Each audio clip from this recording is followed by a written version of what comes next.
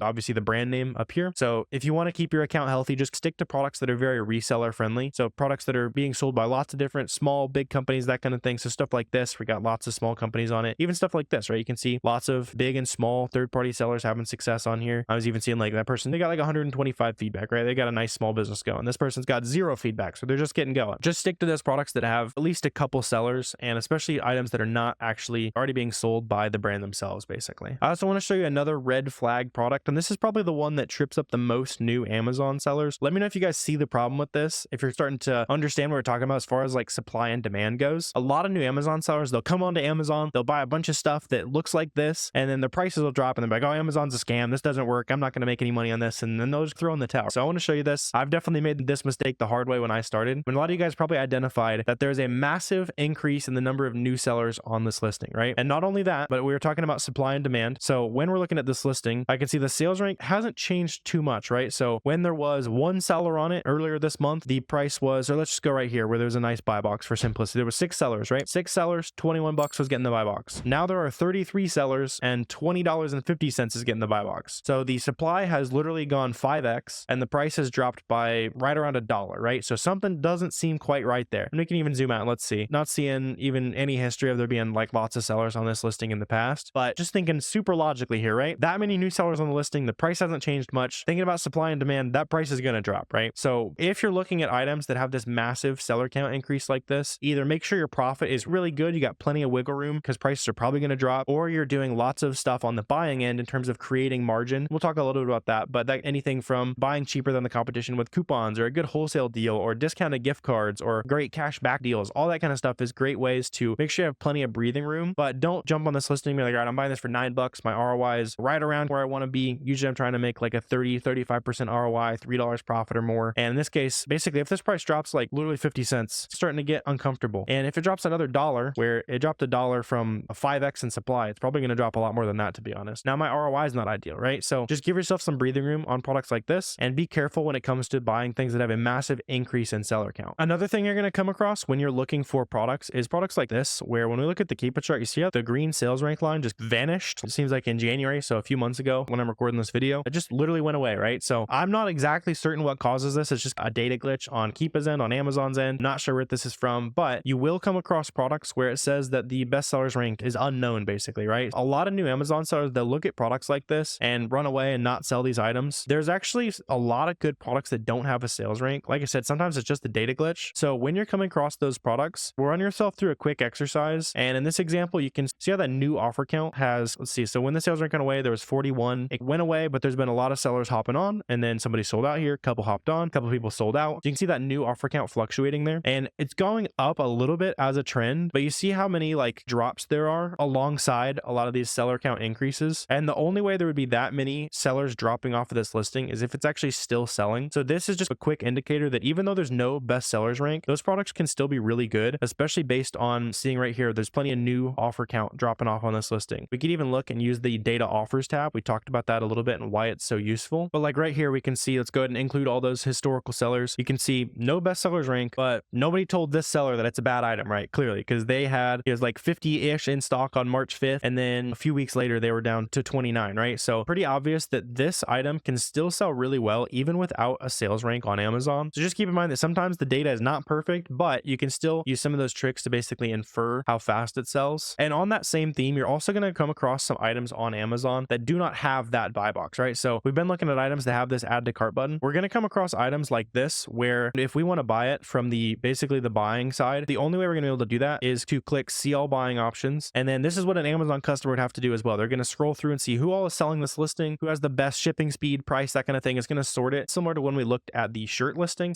looking for that guy who was like around 33 bucks or so. On this, I can see we've only got one seller. So it'd be pretty obvious who an Amazon customer is going to end up buying this product from, but that's also going to show up on the Keepa chart. So if I look and just show you guys sales rank and buy box, see how the buy box it wasn't there starting March 11th here, but it did exist for quite a while before that. You can sell products with no buy box, and some of them can really sell really well. A lot of times what that actually means is Amazon, just for whatever reason, thinks that the price that you're charging is too high, or a different website's running a sale or something like that. So they're almost like ashamed to show that price to an Amazon customer. But if people are used to buying that product on Amazon, they're still probably going to be buying that product on Amazon. And honestly, a lot of buy box suppressed listings, that tells me that there's probably some profit to be made there if Amazon thinks the price is too high, right? So don't immediately run away from products with no buy box. Again, you can use like that data offers trick to see how fast something actually sells. In fact, we can go back to this listing we started with, because you see kind of there's a difference here. So you see it, this shows like 38.50 we can add to cart like we've been looking at. However, the other sizes on that listing, it says from 36.93, and then we have to go through and manually select who we're buying this from. We can use those same tricks to figure out, all right, I see that there's no buy box on this listing, but are people actually still interested in buying that? So I can go to data offers again, and then right down here I can see proof that, hey, even though there's been no buy box, these FBA sellers around like the $42 range, I can see their stock counts are decreasing, right? So $42 stock count decreasing. This FBM seller selling for around $40 or so, again, their stock count's decreasing. So I'm able to see more proof right here that even though there's no buy box, there's no add to cart button, these products can still sell. And as you're looking at these products, that's going to show up on the Keepa chart. So if you see no purple line there, don't panic. You can just use some of those other tricks, like seeing if the seller count's decreasing, seeing if there's sales on the data offers tab. All that stuff is going to be useful to basically paint a full picture of what's going on this listing. Another really important example I want to show you guys here, you're going to come across a lot of this on your listings, is seasonal items. So I want to show you what a seasonal item looks like on Amazon. Let's just look at the year-long view, right? So this is Easter candy, right? Probably not a lot of people interested in buying Easter candy in the middle of September and December, just thinking logically. And you can even see that on the sales rank chart here. I just want to look at sales rank. So I can see, all right, Easter candy definitely not selling super well in the middle of November. About a year ago when we were coming into Easter time, but you can see back here in March of 2024, the sales rank was like 210. So this is a crazy fast selling listing. You can see this March, the sales rank is around, it's in the top 10,000 sales rank or so. That's a pretty fast selling listing, right? SellerAmp's telling me about 400 sales a month. Something in the 90K range on grocery is not going to be selling super well at all. It makes sense, right? And if we look at the all-time view, it repeats itself every year, right? So you see not a lot of sales in the middle of summer, bang, Easter comes around, sells really well. Easter comes around, sells really well, right? And then a lot of times that corresponds with that, a lot of times you will see the buy box price going higher during those periods where the demand increased, right? So it makes total sense. On this, probably not seeing a lot of that, because see, sometimes the price even decreased on some of these because the market got flooded with a lot of supply. It makes sense that every grocery store, you'll see this on a lot of Christmas items, right? So pairs of shoes and clothes and toys and all kinds of stuff. The sales rank will dip massively down, the price will shoot up as a result of that supply and demand, right? So because the item sold so much faster on Amazon and the seller count might not change a ton, the price has to go up, right? Simple economics. And this is another one of those use cases where tracking the product can be really useful. So if you know that this becomes profitable every year, like clockwork, you can go and say, all right, hey, let me know when this is like a 30K sales rank or less. So if it's selling in the top 30K, let me know. And then when I go hit the grocery store, I kind of want to be reminded. And then this is also one of those things that can become more powerful when you pair it with the other essential sourcing tool being SellerAmp here. You can make like custom Google Sheets for this. So when Keepa says, hey, that ASIN you looked at, it's profitable. If you add that to a custom Google Sheet, I'm just going to use Christmas as an example. It's going to automatically export whatever information that I want to know. And then say you probably have a source from a website or a local store, that kind of thing. You can drop that link right here. And then when Keepa says, hey, this Russell Stover ASIN, it's profitable, pop it into your Christmas, your Easter Google Sheet, whatever that is. And immediately it's like, all right, here's my source link. That's where I bought it. Let me go buy that item. And you're able to quickly start building a catalog of things that stay profitable and consistently become profitable using that track product feature, especially when it comes to these seasonal products. That can be super helpful. All right. So on top of using SellerAmp and Keepa, there's also, of course, some free tools that we can use to boost your business. These are going to be things that generally kind of help increase your margin. For example, things like Capital One Shopping. That's how I find coupons. That's how I'm able to save money on some of these products. Top Cashback is awesome. We'll be talking a ton about ways to create free money in your business, but cashback alone actually covers the vast majority of my living expenses at this point using things like Top Cashback. SellerAmp QVS is another great free tool that you'll want to get. It is a free Chrome extension, and what we can do is we can use it to see basically a lot of the same information that we have on SellerAmp, but specifically for the Walmart marketplace. So if you're interested in selling things on Walmart as well, use this. It is free and replaces a lot of tools like it that are not free. Another free tool you need to bookmark right now, we'll be talking about it, is using GCX or even things like CardBear. These are ways that we can get discounted gift cards, and that'll save us some money on our products. And then another freebie is just set up a burner email address, set up an extra email address. You'll be able to use these to get email coupons sent to you from a bunch of these various brands. That'll be another way that we can create some extra margin in our business. All right, so now we have a lot of the fundamentals laid. Let's dive into chapter 3. Let's start talking about the fastest way to find products. And basically at a fundamental level, the fastest way is going to be called reverse sourcing. And the concept is very simple. We'll be diving in and doing it together, but basically all we need to do to find profitable products on Amazon is, number one, find someone who's already successful when it comes to selling on Amazon. Number two, we're going to look at their products and figure out which of them might be good. The third thing, we're going to look at those products that we like, and then we're going to try to source them at the same price they bought it or even lower, obviously. And then we're going to list those products and start to sell it. Obviously, a lot of simplification breaking it down like this, so we'll be jumping into the nuance. But when it comes to finding these products, let's also talk about how to actually make sales on Amazon, aka winning the buy box. So on all of these listings, when you're shopping on Amazon, your goal is to be the seller that is in that add to cart button. When that customer's shopping, you want your store showing up there. The most important things to make your store show up there are going to be making sure that your price is nice and competitive. So being within 1 to 2% of that current price. You don't always have to be the cheapest offer on a listing. In fact, sometimes you can even be more expensive and make more sales. So don't always try to be the cheapest on a listing. And then the second most important factor to winning the buy box is having fast shipping. So typically this is going to be an advantage for FBA sellers where we're shipping those items directly to the warehouse, letting Amazon take care of that. And the reason for that is when we do FBA, we get that Prime badge. Amazon tends to prioritize sales for those FBA sellers. And then the third really important factor for winning the buy box is making sure you have a professional seller account. It can be pretty difficult for individual sellers to win the buy box. So just another reason to invest in yourself, get that pro account. There's also some other buy box factors. These are less important. So I don't really need to break them all down in full detail. You can pause this or write this down. Write down anything you think is relevant. The main thing that I will say is the most important of these is when you're an FBA seller, try to stock in as much inventory as you can. That's going to put your inventory in multiple warehouses all across the country versus let's say if you had 3 units, you're probably only in 2 warehouses. If you have 300 units, your inventory is in warehouses all across the country. So you're going to be more likely when someone picks up their phone in Washington or picks up their phone in Florida that you have an inventory available and close for both of those people. And so as we're finding these items and trying to win the buy box as much as possible, what do these items even look like? I showed you one example, but just so we can see more detail, let's go ahead and jump back into the computer over here. I want to show you several more examples of winning products. And then of course, off those winning products, we're able to reverse source and start to actually source our first new profitable products together.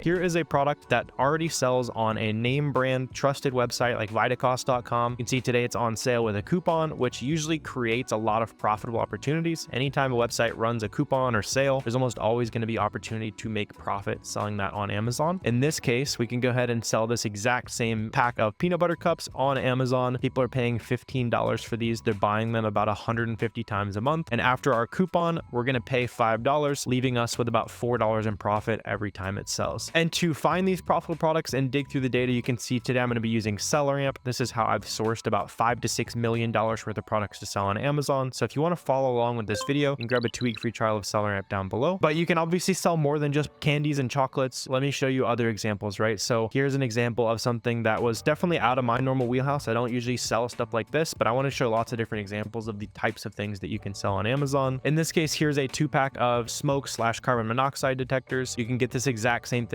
at Home Depot. And since we are going to be buying in bulk, we're going to be selling multiple units of this. Obviously, we're going to pay about $58 per unit. So plugging that on SellerAmp, let's just round up to 59 for easy math. That's going to leave us with about a $52 profit every time this sells. And this one definitely sells a little bit slower, but the per unit profit is really good. And now digging a little bit deeper on the data, I want to show you the things that you want to look for in a good product to sell on Amazon. And like I said, after we dive into all these examples, I'm going to show you exactly how to find a product like this for yourself. So another thing that is important to look for on these products is to make sure that these profits are nice and consistent. One thing that I definitely made the mistake of doing as a new Amazon seller was looking and saying, oh, it sells for 215 bucks. It must always sell for that, right? One super quick check that you're going to want to do as you're sourcing products for yourself is just to go ahead and check the average prices. So on SellerAmp, I can go to the current price. I can check the 30-day average, 90-day average, 180-day average. So in this case, all of those average prices are still profitable for me. So on average over the last 90 days, 215 bucks. It's a little bit higher over the last 180 days. Even the entire lifespan of this product, it has always been profitable on average. So this is something that seems fairly safe for me to sell on Amazon. Let's go ahead and dig into another example. Here you can see, again, random stuff all over the internet. It is a chainsaw bar cover. You can buy the 36-inch model from the brand directly in this case for $9. So plugging that in on SellerAmp, that is going to leave us with about a $7 profit per unit. And I want to go ahead and explain another thing that I like to look for when I am sourcing profitable items, being the buy box analysis. So the way that you make sales on Amazon as a reseller, especially selling brands that people are already searching for, already buying. Again, keep in mind that you don't need to buy any ads, do any marketing for this. All you need to do is list your item on the listing at a competitive price. And what you can see on the buy box analysis is what kind of sellers are making sales and what price they made the sale at. For example, I can see just now this person with 5 feedback, meaning they're pretty new to selling on Amazon, just sold this product for 27 bucks. I can also see that 11 hours ago, this person with 74 for feedback, again, not a super big seller, they made a sale for $32. You can also see here's another recent sale. This person with for feedback made a sale at 30 bucks. So again, what I'm looking for here is to make sure that the items that I want to sell, not only that they're consistently profitable, but also that they are consistently being sold by multiple other small sellers like you and I. And especially if you're brand new to selling on Amazon, this is going to be important to check. But to me, this is a really good sign of a friendly resellable item. And so I would have no problem jumping on something like this where it's nice and profitable right now. Let's take a look at another example. Here's a flashlight that sells for $70 on Amazon. We can also get a 10% off discount just by plugging in our email here, or 35 bucks. Let's just go ahead and round it 33 with our coupon there. It's going to be a little bit cheaper than that, but you'll still see that is a profitable item, right? We're buying this for 33 bucks. So we make an $18 profit. It sells about 50 times a month and we are good to go here. Now at this point, if any of you guys have been already thinking about selling on Amazon or looking into this before, you've probably heard of getting ungated or getting approved to actually sell these big name brands. And in order to actually get approved to sell these brands, what we'll do, we'll just quickly walk through the process. I'll show you what things you can actually sell on Amazon. Let's just go ahead and plug in the ASIN for that product. That's just going to be basically the product code. It's up here in the URL. I'm just going to go ahead and paste that into Seller Central and try to add this product to my inventory. Let's go ahead and select new condition, and this will load for a second. If you get automatically approved, this will say list or sell, something like that right there. In this case, it says apply to sell. So in order for me to sell this particular product on Amazon, I'll just go ahead and press request approval right here. And then I'm going to go ahead and get an invoice from the brand themselves. Here in this case, I'm buying directly from their retail website. Let's say you're gated in this smoke detector brand. Buying from Home Depot would work. Again, Amazon just wants to see that you're buying these products from a legitimate supplier, whether that is the brand themselves or a legitimate other retail website, buying directly from the brand, that kind of thing, right? So when you buy these products, they're going to send you an email that has all of your order information on it. It's going to have your address on it. You just go ahead and upload that right here, submit that to Amazon, and you will get approved to sell this product. Keep in mind, it's pretty normal to have to submit that invoice multiple times. Amazon, especially towards the end of the year, gets pretty strict on the ungating process. They want to make sure that everything going out is obviously nice and legit. So if you get denials, keep submitting. It's pretty normal for me to need to submit about 5 or 10 times per brand. So don't get discouraged. That's totally normal part of the game. And as long as anything you're trying to list on Amazon has this apply to sell button right there, you can consider it good to go. Another thing you can test, by the way, is products that are auto ungated. So the example I like to use is Stafford branded items. If you go and try to punch in a Stafford branded item right now, that little bar is going to load and it's going to immediately say sell this product because it's an auto ungated brand for the vast majority of Amazon sellers. If it's not, try Athletic Works or Danner shoelaces, and that will be another starting point. So if you don't even want to deal with the ungating process, you can just specifically source products in those brands. With that in mind, let's take a look at another example product, and we'll actually use this example to find a ton of products. And you can copy this exact product sourcing strategy I'm about to show you, because this is how I found this like random car detailing product right here. Found it at a pretty small website selling for a quantity discount of 21 bucks. Plus right now they have an early Black Friday sale going on, so I can get another 10% off on that, plus free shipping. You're almost always going to be getting free shipping when you're reselling, just because most of these websites have a $50 free shipping minimum, and we want to go in here and spend hundreds, if not thousands. So let's go ahead and take our 10% discount there. We don't need to worry about shipping. So now we're buying these for about $19, selling them for an $8.50 profit, which is obviously pretty solid. And so now you've seen several examples of winning products and exactly where to find those products. But at this point, you're probably wondering how to even find these good product ideas to begin with, which for me and for all new Amazon sellers, the easiest way is going to be SellerAmp reverse sourcing. So using this same software to figure out how much money we're going to make, we can look at the other competitive sellers on this listing, and simply based on the fact that they are buying other profitable items. For example, we know that they're buying this product likely from this website, or literally any of these other examples on the video. This is also a good way to start finding your first product. We can just go ahead and open up one of these storefronts, and now I can see all of the products that they sell. This storefront view is roughly sorted in terms of how fast the product sells as well. It's not perfect. You'll see something like this where it's definitely not selling faster than that, but generally you'll see this sorted in order of the fastest selling products in their store. And we can also specifically filter down to brands, categories, anything you want to specialize in. So for example, this person looks like they sell about 300 products right now. I'm going to skip looking at Nike or Under Armour products because those are not ungateable for sellers for about 2 years now. So I'm just going to focus on brands that I know that you can also get approved to sell. For example, let's see, seems like they sell like some art supplies or something here. And as I'm looking through here and trying to figure out which of these are actually good product ideas, I'm checking a couple simple things. Number one, I'm checking this max cost option. I need to buy an item for this price or less to be profitable. In this case, I'm not going to get paid $1.34 to take this item to make my $3 in profit, so we can skip that. Something like this, it says, hey, if you can buy this for 90 cents, you're going to make your ideal profit. Let's go ahead and see if that's possible. possible. So engine red right here, I just went ahead and hit the Google button right there. That's going to automatically grab the whole title, and it might actually be possible on this. What is this? Okay, so this is like magenta, not a color match here in this case. What are these? Let's see. This one says it was like $1.17. This one says it's Christmas red. Okay, so I'm not super confident we're going to find that one, especially for 90 cents. But now I know that all these very similar products are probably going to cost somewhere between $1 or $2 per bottle, which actually makes me interested in this because this is $75 for 18 of these bottles here. So reasonably be like $2 a bottle. We could go ahead and open this up. For the sake of time in this video, I don't want to sit here and find all of these 18 colors here, but this does look like a really profitable item to check into. You know what? I'm gonna leave that for those of you that want to work hard and use that as a potential lead there. Let's go ahead and check it out. So a lot of these we need to get for like way too cheap. This one could be interesting. It's like a lemonade color there. You get that for $2. We need to get this cool bisque. I'm just gonna check any of these where we basically just need to buy it for $1 or $1 or $2. We're obviously not getting these for 16 cents a bottle. Let's see. We could have one right here. New leaf green. I think we're looking for lemonade there. Let's go ahead and check this out. So cool bisque, $2.49 plus 20% off regular price purchases, and that is a regular price item right there. So I think that is actually a profitable example. Let's go ahead and open these stats back up, and you'll see just by looking at what's already working for other sellers, you're going to be able to find a ton of gems. So I don't think I've ever sold this brand before either. So it's a good way to like explore new opportunities, figure out what you might want to sell for yourself. So $2.49 minus, let's do $2.49 minus 20% right there, and perfect. So we're buying these for $1.99. That is 150% ROI. Seems like I need to get Ungated to sell this brand though, so I'll just make sure I get 10 of those and submit those to Amazon and go ahead and get that shipped free as long as I spend $50. So yeah, I'll just get, what's that? It's going to work out to 20 units of that. I'd want that at the very least on something like that. So there's one profitable example. I know there was also this Barnyard Red that was even more profitable if they have it. Let me see, maybe right here for $2, acrylic paint, Barnyard Red. Okay, cool. Here's another one that we can go ahead and take a look at because this is currently selling for $12.75 and we need to get these for, it was like $2. But yeah, if we're buying these for $2 right there, that's actually really solid that you don't see ROIs like that super often. Average ROI for an online arbitrage reselling business doing this is going to be around 40 to 50% on average, if you're wondering, by the way. But right there, we found two products that are obviously a lot higher than that. Here's another potential one we could check out, and then hopefully you get the point there. So metallic taupe, or whatever, however you pronounce that color, taupe. Let's see, metallic acrylic paint. That could be another one here actually. So yeah, so $1.74. Go ahead and check this one down here. Make sure it's the same thing. Metallic acrylic taupe. Yeah, perfect. So here's another profitable item as well. So we're buying these for $1.74. Yeah, there's another $3 profit, almost 200% ROI. So there's three profitable examples found with reverse sourcing, which is my favorite sourcing method here within like a few minutes of sourcing profitable items. Awesome. So now we kind of understand some examples. We understand the basics. And if you've ever done this on your own, or maybe you're practicing as we've been diving in together, you're going to find that a lot of items on Amazon are actually restricted. So those are going to be items that either new sellers can't sell at all, or they have to get approved to sell. So let's even make this even simpler. One of my favorite places to start sourcing products is with auto ungated products. Those are going to be brands that any new seller can sell. Let's try to find those opportunities together right now. So now we have a really good idea of how to source those auto ungated products, but don't let that stop you forever. You don't always want to only be selling auto ungated products, because of course there's a ton of opportunity in selling products that require getting ungated or getting brand approval to sell on those listings. And this is something I used to think was not possible doing the arbitrage model. So I want to show you exactly how to get ungated and sell any brand that lets new Amazon sellers apply. Because at a fundamental level, some brands get gated on Amazon because Amazon's just basically trying to protect the platform. They don't want people getting fake Adidas shoes. They don't want people getting fake products that make people sick and all this kind of stuff. They want to make sure that the legitimate sellers are the ones who are actually selling on the platform. So let's just go ahead and jump back into the computer over here, and I want to show you how to get approved to sell any new category or brand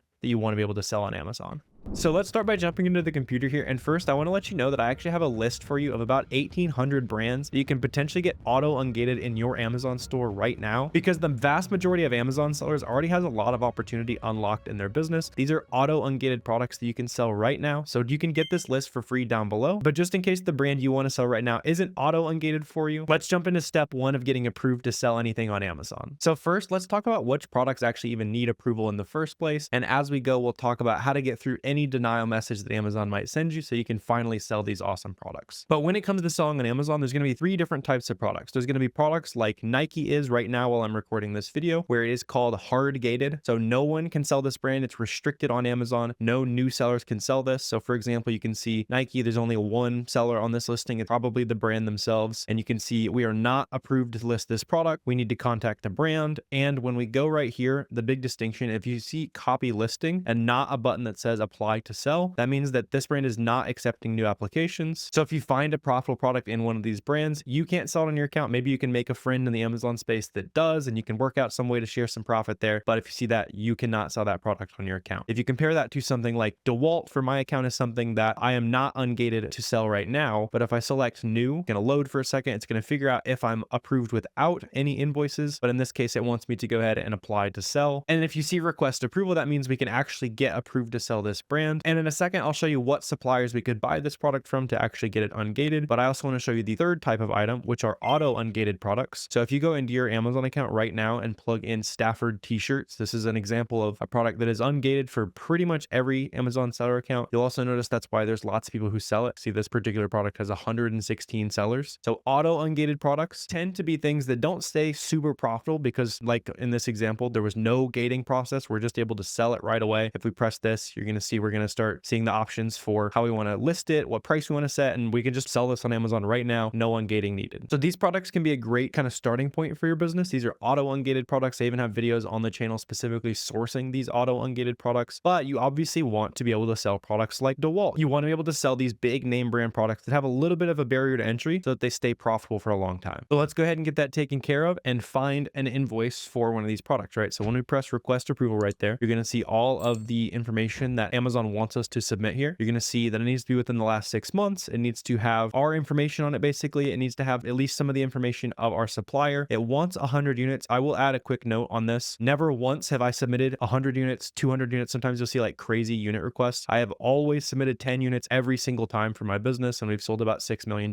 since then. So you can run with that. Do what you want with that. Some people still feel the need to buy 100. I never ever do that. And especially on something like this, where let's just go ahead and go to like Lowe's, for example, because the suppliers that are going to work best for selling products on Amazon are just big trusted retailers, right? Even you can go with trusted wholesalers. Now, don't go to a local wholesaler, something that Amazon's never seen before. That's why retail stores tend to have a little bit better success rate for getting ungated versus going to like the local mom and pop wholesaler. Amazon's never heard of them, but they've obviously heard of Lowe's, right? So what I can do here is just search like DeWalt, for example. And really what you'll end up doing is naturally coming across and sourcing products that are gated but accept applications. So this is just going to be a random example, but typically when you are looking for an invoice to get ungated, you're just going to use the invoice purchasing that product from wherever you already found a profitable item, right? There's typically no reason to like just go out and randomly buy a product just to get ungated. You can always just use the invoices that you get as you're sourcing products to get ungated in that brand. But if you want to unlock some brands for yourself right now, you can just start searching for big brands that you know you want to sell. A lot of websites will let you filter by low to high in terms of price. So here in this case, you can see again why I only ever buy 10 units, because 10 units of that is still going to cost us $400 to get ungated in DeWalt. And that's also why I want to get approved to sell this brand arbitrarily, because you might as well buy something that's already profitable and make money while you're getting ungated, right? So in this example though, we could just go ahead and buy 10 of these from DeWalt, and I'll even show you kind of what I was flashing at the beginning. I'll show you the exact invoice that I used to get approved to sell Crocs. That's obviously a big popular brand. Brands like this are ones that I know you guys want to sell as well. So what I did is I just went ahead and I bought an item directly from crocs.com. You'll see this is just the order confirmation. It said my order is being prepared. It's got my shipping address as well as my billing address. The main thing, and these addresses are going to be blurred, but this is my prep center address and this is actually my business address. So if you're not shipping to your house, if you're using a prep center, you can still get ungated. Just make sure that the billing address is what actually matches your Amazon seller account. And then you'll also see on this invoice that Crocs sent me when I purchased, it's got just a brief description of what we bought. We had 10 of these shoes on the invoice here. And so once you have one of these, you just go ahead and click the little dots up here, go ahead and print, and then download this as a PDF. That's going to be part of the invoice that you submit to Amazon. In fact, as soon as you get this initial email confirming your order, go ahead and download this invoice. So I'm going to just do it with you guys. You're going to see I'm going to download it as a PDF. Let's go ahead and save, and then we'll put it on the video right here. But what I do is I save this as brand underscore invoice underscore today's date. That's just how I like to mark it, just so Amazon can easily see in the file name what brand I want to ungate, the fact that it's an invoice, and what day I submitted it. That way, if I have to submit multiple times or anything like that, I'll just go ahead and change the date date on the PDF. And now here's the big thing to keep in mind. If you submit this for the first time, it is very likely that you will not get approved to sell on the first time. Amazon is very strict. They want to make sure that everyone selling on the platform is selling legitimate products. Unfortunately, that means that very legitimate sellers like you and I kind of get caught up in the crossfire. So it's pretty typical for me to have to submit anywhere from 3 to 10 times to get ungated. Some people are submitting 40, 50 times on some brands, but just got to be persistent with it. As with most things business, got to have a little bit of persistence, right? And if you start to get any of the denials as you're submitting this information to Amazon, just go ahead and keep submitting more information from that order. So for example, on this order, it said, hey, your order shipped. So what we can do is we can go ahead and click these tracking numbers. And then on this page, we can do the same thing. Just Control P, go ahead and save this as a PDF, and then go ahead and include it in that original invoice. So I'll just use something like small PDF or just anything you already have on your computer to combine PDFs together. I always want to make sure I'm submitting one PDF to Amazon, but this can help get approvals even easier, right? If we submit the invoice and proof that it actually shipped to us, sometimes Amazon wants to see that. And then let's say you submitted both of those documents and you're still getting denied. You can go ahead and add a picture of the product. Sometimes I'll just take a picture of the product in my hand, add that into the PDF. You can also add the PayPal receipt or the credit card receipt from where you actually bought that item. Just show Amazon everything relating to that item so that they have no question that you're actually a legitimate Amazon seller. And when you have this PDF with all the information related to the product, you might still get some denials. So let me go through a couple of the most common ones that I've seen. Probably the most common one I'll see is something along the lines of just don't submit this information again. We've denied you basically.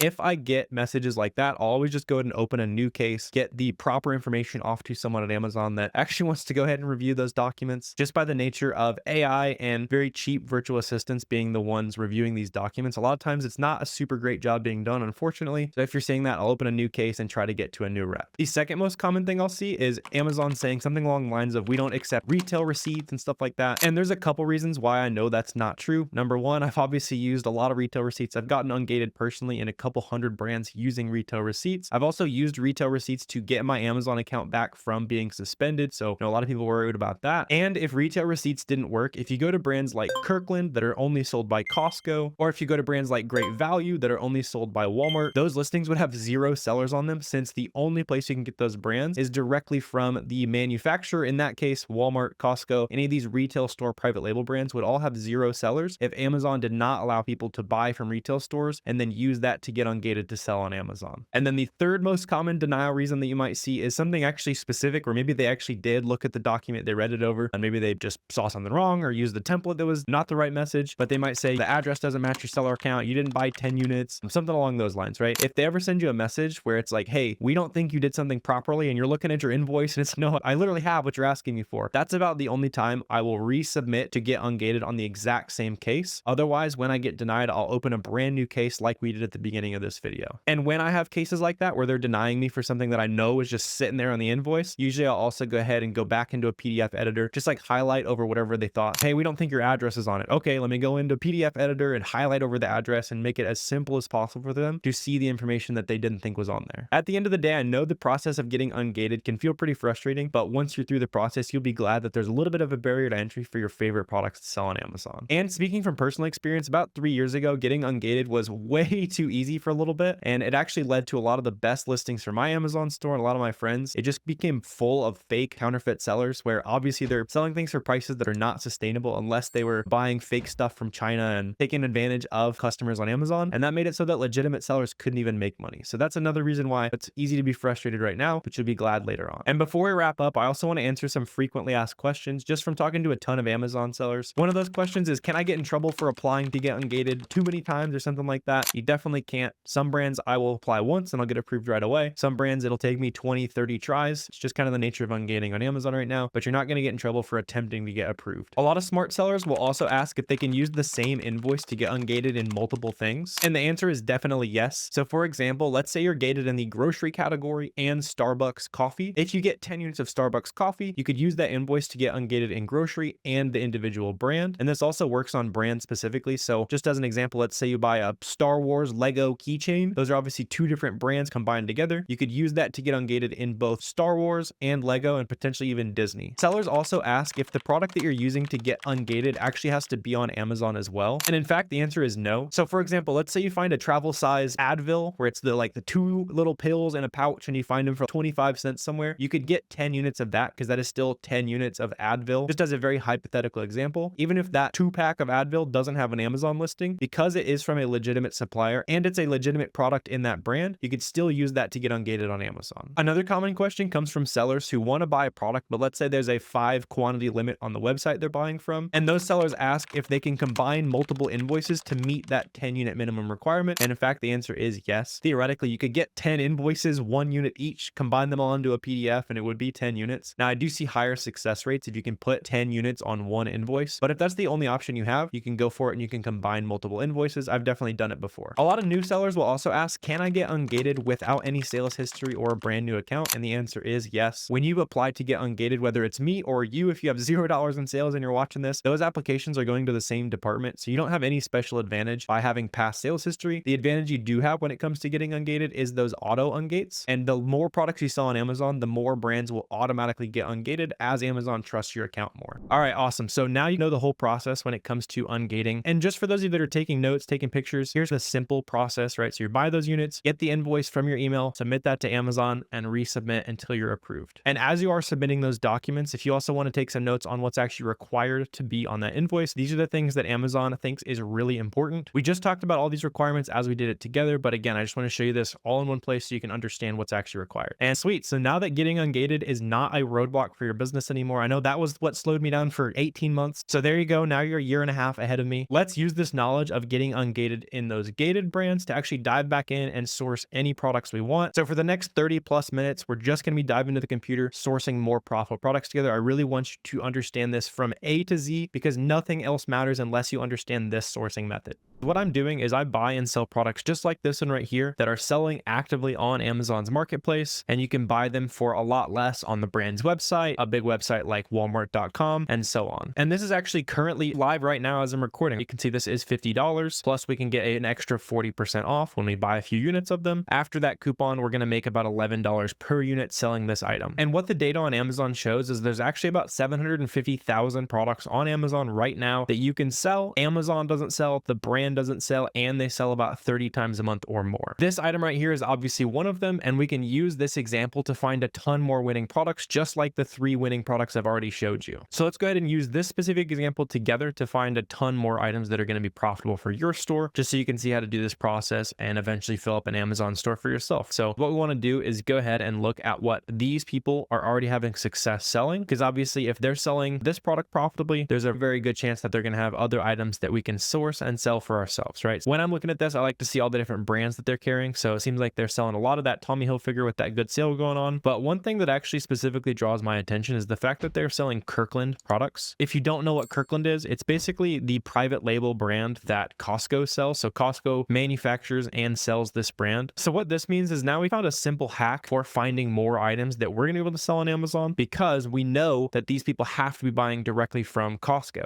as Kirkland is a private label of Costco, right? So let's go ahead and jump in here and see what these items are actually selling for at Costco and see if any of these can be profitable for ourselves. And the nice part about buying from something like Costco is it's obviously a very trusted big wholesaler. We don't have to worry about Amazon accepting invoices or getting ungated, anything like that. If we're buying stuff from Costco, we know that it's a legit retailer that Amazon is going to approve us to sell these products. This, for example, I can see it's going for like $15. I'm not super interested in that since it looks like we need to actually buy this for about $7 to be profitable. You can see this is selling for about $23 on Amazon, and the black ones are selling for about $20 on Amazon. So I'm not super interested in those just because we'd have to get like a really good discount on it. But let's keep checking out what other products does this person have here. So I know they have some kind of pants here, and it seems like the pants at Costco are $10. So that could be interesting. Let's see, on the website here, it looks like a lot of these are out of stock except for maybe the greens there. Seems like the grays and the blacks are out of stock. And that is interesting. I wonder if this is like a very kind of reseller friendly item. It seems like a pretty solid item, right? Just this very first one, like the black size 2, which is out of stock right now. So I would probably want to watch this listing, maybe open it up once a day, once a week, however often you want to check and see when it comes back into stock, because this is something that we're buying for $10 and it's selling for almost $50 on Amazon, about 150 times a month. That's definitely an opportunity I want to be aware of. I did notice that there were some more of those greens that were in stock. Let's see. So the biggest sizes here, this one's going for $35. So buying that for 10, not super interesting. You will also notice a lot of these like different sizes and colors will sell for different prices. So when you're looking at items that have a lot of different versions, what you can do is you can look at the variations tab on Keepa. Those 3 tools that we mentioned so far are all you need as an Amazon seller, at least getting started, by the way. So don't get super overwhelmed by the supplies list and that kind of thing. But what I can do now is I can sort this by what's the most expensive, and I can see, hey, these Kirkland brand pants, the green ones that a lot of them were in stock on, you can see that is a $50 pair of pants, and right now we can buy those for $10, right? So buying it for 10, selling it for $50, that's actually a $25 profit, which honestly, that's a lot higher profit than I typically see on most items. So I don't want to set like a false expectation. That's just like normal. Typical Amazon products are going to be about 30 to 50% return on investment. So this is definitely a really solid find, just so you're not going out there and expecting like the perfect products like this all the time. But that is also really cool to see. And we can also just keep continuing down the rabbit hole of finding other smart Amazon sellers and seeing what else they're having success on. So this sourcing method is infinitely repeatable. Just for the sake of kind of consistency, I want to go back to this other store we already started from and see what other products we might be able to scoop up here. But obviously we've already hit on a potential product. Maybe that's going to be that one that becomes that first $1,000 profit for you. But if it's not, no worries. You can always buy 5 or 10 units, wait for those to sell, and restock as you go. The other thing I'm looking for as I like to source for products is just make sure that the items I'm looking at sell fast enough to be interesting, to make it worth managing in my store, that kind of thing. So on these items, for example, I see this only sells 12 times a month, 10 times a month. Usually I'm looking for stuff that sells at least 30 times a month. So I want to go ahead and scroll past a lot of this, and it seems like a lot of their store is full of just some slower selling items, which is fine, but that's not personally my jam. I do see more of these pants though, so this is definitely something that I want to be aware of. And the nice part about using this method for finding profitable products is now that we have kind of one example of a winning product that you know is only bought at a specific retail store, we know everyone on this listing is reselling. Therefore, all the products they sell are a potential lead for us to go ahead and dig a little bit further, right? So you can see, for example, this Amazon seller has lots of different brands. Right now, I'm recording this with the holidays coming up, so maybe you want to source specifically just like some toys and games, see if those are profitable at all. I do see some like blind boxes or something here. You got tons of different like blind boxes being super popular right now, so I'm sure those are going to be absolutely flying during Q4. I would assume these are probably out of stock like everything else collectible. Yeah, and those are also just very odd. Very interesting thing to collect. But in this example, obviously we can go ahead and just look at specifically toy products if we want to start stocking up for the holidays here. We can also start looking at brands that, again, you've seen at other local retail stores like Izod here. I think this might be a Walmart brand, or it's at least one that I see at Walmart, like other discount retailers, that kind of thing. Let's just do some quick research here and see if we can find any of these profitable. I just want to show you a couple different examples here, and then you're going to be able to run with this and start sourcing some stuff for yourself. What do we got? We got these jeans, classic fit jeans right here. It seems like Belk has some of them, and then I do see them at Walmart. That's just where I've seen them before. Yeah, so Walmart and Belk seems to be where we can source a lot of these. Let's see, let's go ahead and open up this listing here. See, we got some jeans right here. One thing to avoid when you are sourcing products to sell on Amazon, make sure you're buying directly from like Walmart or the big websites, that kind of thing. This is sold by a third-party seller. The documentation isn't quite as trustworthy if you're trying to get approved to sell those brands, or you just want to make sure you're going to be covered in case Amazon wants to see any documentation or any proof, anything like that. I would go ahead and avoid that. Looking at the listing on these pants right here, I think those are different from the jeans that we started from, but this is still a good example of a slightly different way we can dig for some profit here. So when I click the SellerAmp Chrome extension, what it's going to do is it's going to automatically grab the brand and title from the website and search that for me. So I can see if I want to find these stretch pants or whatever here, see if there's a listing that is decent. See, 5 pocket, 1 sale a month, performance. Let's check this out because it sells 300 times a month. And then we can also see if they have the right color. So I know they have navy, and this is where I like to look at the variations again. So let's go to variations and just try to filter out this specific color. And to do that, I want to go to variations, click color right here. And then I know we have navy. So let's go ahead and punch in navy, select that. And now I think we have the items we're looking at. Let's see. So 32. So now we just got to make sure we have the right sizes and stuff. So on this listing, we have, let's see, 32, just some random ones here. Let's see, are any of those popping up at a decently high price? See, 34.30, 34.32. You'll see I'm looking at the prices on this list right here, and you can see this one actually sells for $40 on the website here. These are $23.85. So these are not profitable at the moment. What we can do though is we can go ahead and ask the Amazon Seller AI assistant if we can make these more profitable. So let's go back over to Boxem and click Boxy AI. And then I'm going to say, I found an item at Belk, but I need about 15% off to make this item profitable. Are there any discounts that I can include to make my profit? And now what it's going to do is it's basically going to search everything that Boxy knows about selling on Amazon. It's basically an AI that's especially trained to help you make money on Amazon. So in this case, it's saying we might be able to get a 12% discount buying from from Card Bear or GCX. So let's go ahead and check that out. So Card Bear right here, this is just a gift card marketplace. And what I want to do is go ahead and ask Card Bear what discounts there are on discounted gift cards. So it seems like right now it's 8.6%. It seems a few days ago it was at 12%. So that's probably what I was referencing there. So in this case, we would be able to get 8.6% off. The way these discounted gift cards work, by the way, is you basically just go in here. Let's say they're selling a $100 gift card for, in this case, whatever that math works out to be, $92, $91, something like that. So we immediately make a little bit of money buying some discounted money. In this case, I don't think it's going to be as much of a discount as we need, because we can go in here and subtract 8.5%. So here we can see that would make the profit a little bit higher. Meets my ideal. Usually I want to make at least $3 profit, but the ROI is not quite high enough. And especially on something like clothes, where customers are obviously frequently returning clothes, we want to make sure our profits are nice and high. So on this specific example, it seems like this pair of pants was a little bit of a strikeout, but you can always just go ahead and reference Boxy. If you're not quite sure how to make something profitable, it can usually tell you how to make it more profitable. One last thing we can do on a lot of websites is check and see if there is a sign up code. So there is actually a sign up code on this website. So all you would need to do is just like plug in your email. And then in some websites, we can get like a percentage discount. Only getting $10 off, that would make it annoying to have to like place this order over and over again with a bunch of $10 off coupon codes. So I'm not probably going to mess with that. Some websites you'll see if you plug in your email, they give you like a 15% off code and so on. And that can make a lot of items that weren't profitable into ones that are profitable. But at this point, hopefully it's somewhat obvious how to find just a ton of winning items like this pair of pants we were looking at earlier, how to find items like this polo here. Simply a game of looking through other Amazon seller storefronts, seeing what they're having success with, and maybe even a little bit of bonus points if you can figure out that specific brand that they're selling is already on sale today.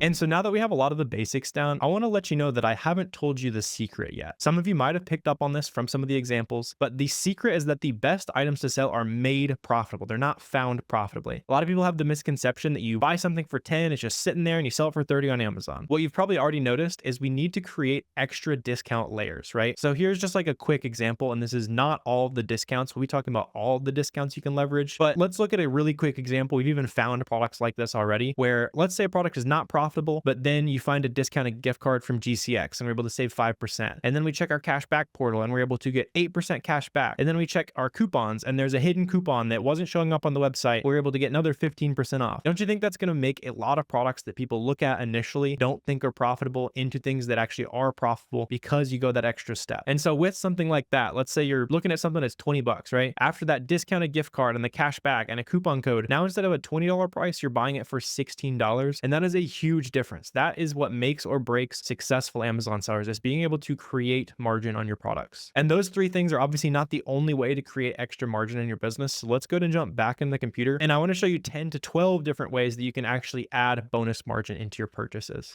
Good products on Amazon are made profitable. They're not found profitable, right? So in this video, I'm going to run through 7 different ways that you're able to make products profitable and not find them profitable. And I'm going to show you what I mean through that process. So let's look at this website as a super basic example and also talk about why this is so important, right? Because a lot of people, when they first start selling on Amazon, they expect to just randomly find stuff sitting on a website. It's going to be profitable. Finding it from a wholesaler, it's going to be profitable right away. No extra work needed. But that's just not true, right? And in fact, you want to find things like this, right? Where right now there's a limited time sale for a holiday going on. So I can see there's 40 to 70% off almost everything. So I went ahead and checked out some of these sale items here, and I can see a lot of different things here, t-shirts and polos and a lot of simple things. So let's just go ahead and check out something like this polo right here, right? And when I check out any product that I'm looking at online, the number one easiest way to make products profitable are just buying stuff on sale, right? This is something that's not always going to be the permanent price. So when I find things that are lower than they're typically priced, that creates opportunity for me to go in on SellerAmp. So I can just click the SellerAmp Chrome extension, going to automatically grab the title and search for that item on Amazon for me. So in this case, I can see, hey, here's this one right here. If I can buy this polo for 26 bucks, I'm going to make my ideal profit and return on investment on this product basically. So in this example, seems like the default one that shows up isn't super profitable, but what I can do on listings like this, and you'll see I'm going to jump to a product that I already found profitably just before this video. And I found this item simply by looking through the other variations of this product. So on here, I'm able to check out, and you can see the size small, the blue polo on this listing right here. This sells for $34.75. Just super simple, right? It's just on a sale. That's all it is. And we buy it for $34.75 on SellerAmp. When we plug in our fees, we are making about $15 in profit every single time this item sells. So whenever you come across an item like this, I usually buy 5 or 10 units, see how fast it sells, go back in there and restock that product after it sells. Or if you're super confident in how fast it's going to sell based on looking at the data, seeing how many sellers are selling out on the listing, we're also able to look at things like the buy box rotation. so I can see what types of sellers are winning the sales. So on this example, I can see this seller who's winning the vast majority of the sales is an FBA seller. So now I know, all right, I can make sales at 69 bucks. I need to be an FBA seller on this listing. So I need to ship this product into Amazon, wait for them to check it in, and then they'll ship it to my customer for me. And that is the super basic example, right? So easiest way to make profit is buying things on sale. And by the way, I'm going to run through 6 or 7 ways to create profit, but there's actually 12 or 13 that I use, and I'll leave a free document down below. So if you want to have all this in notes form, plus some other discount methods that I won't be talking about just for the sake of time in today's video, you can go and download that free guide down below. And that is going to take me to the second way that you create profit on items that you want to sell on Amazon. And to do that, I was able to find, again, here's like a pretty solid sale, right? So I can buy 3 of these for $30. And after we run through all of these discount methods, I'm also going to show you live how we can find the next profitable product and probably use at least one of these discount creation methods to make that happen. So if you're wondering where all these products came from, hold off. We'll look for some products together live here in just a second. But you can see this right here sells for 24 bucks. With just that sale, we're already profitable, but there's no reason to stop there, right? Selling on Amazon is all about making as much profit as possible, especially on opportunities that are already good, right? Because you want to have wiggle room in case prices change. You want to make sure that you are just getting the most bang for your buck, right? So in this case, I can see, hey, we're actually gonna be able to get an extra 20% off with this coupon code. So health20, we're able to apply that. And now I'm paying $8 a unit for these, right? So it was $10 a unit. Now it's $8 a unit. And this is a free tool that any Amazon seller needs to have. Just get Capital One Shopping. It's a free Chrome extension. So in this case, it's also going to show me all of the different coupon codes that are going on. So a lot of times when you get to a website, it's not going to be so obvious that it's just saying, hey, use this coupon right now. You can go to one of these free Chrome extensions like Capital One Shopping, plug it in at checkout, and a lot of times it's going to create extra profit or even create the entire profit margin on a product, right? Because a lot of times you'll find a product where maybe it's break even, not quite profitable, that kind of thing, but you go in and use a free extension to find a coupon, and then you have a profitable product where other people not really thinking that there's anything profitable to be digging into, basically, right? So use coupons, use sales, super basic. Let's get a little bit more fun with it, get a little bit more technical, and dive into some stuff that you might not be thinking about as aggressively, right? So let's take a look at this. This is selling for 10 bucks, and over on Amazon, I can see that this actually sells for 19 bucks, which isn't super profitable, right? Only 18%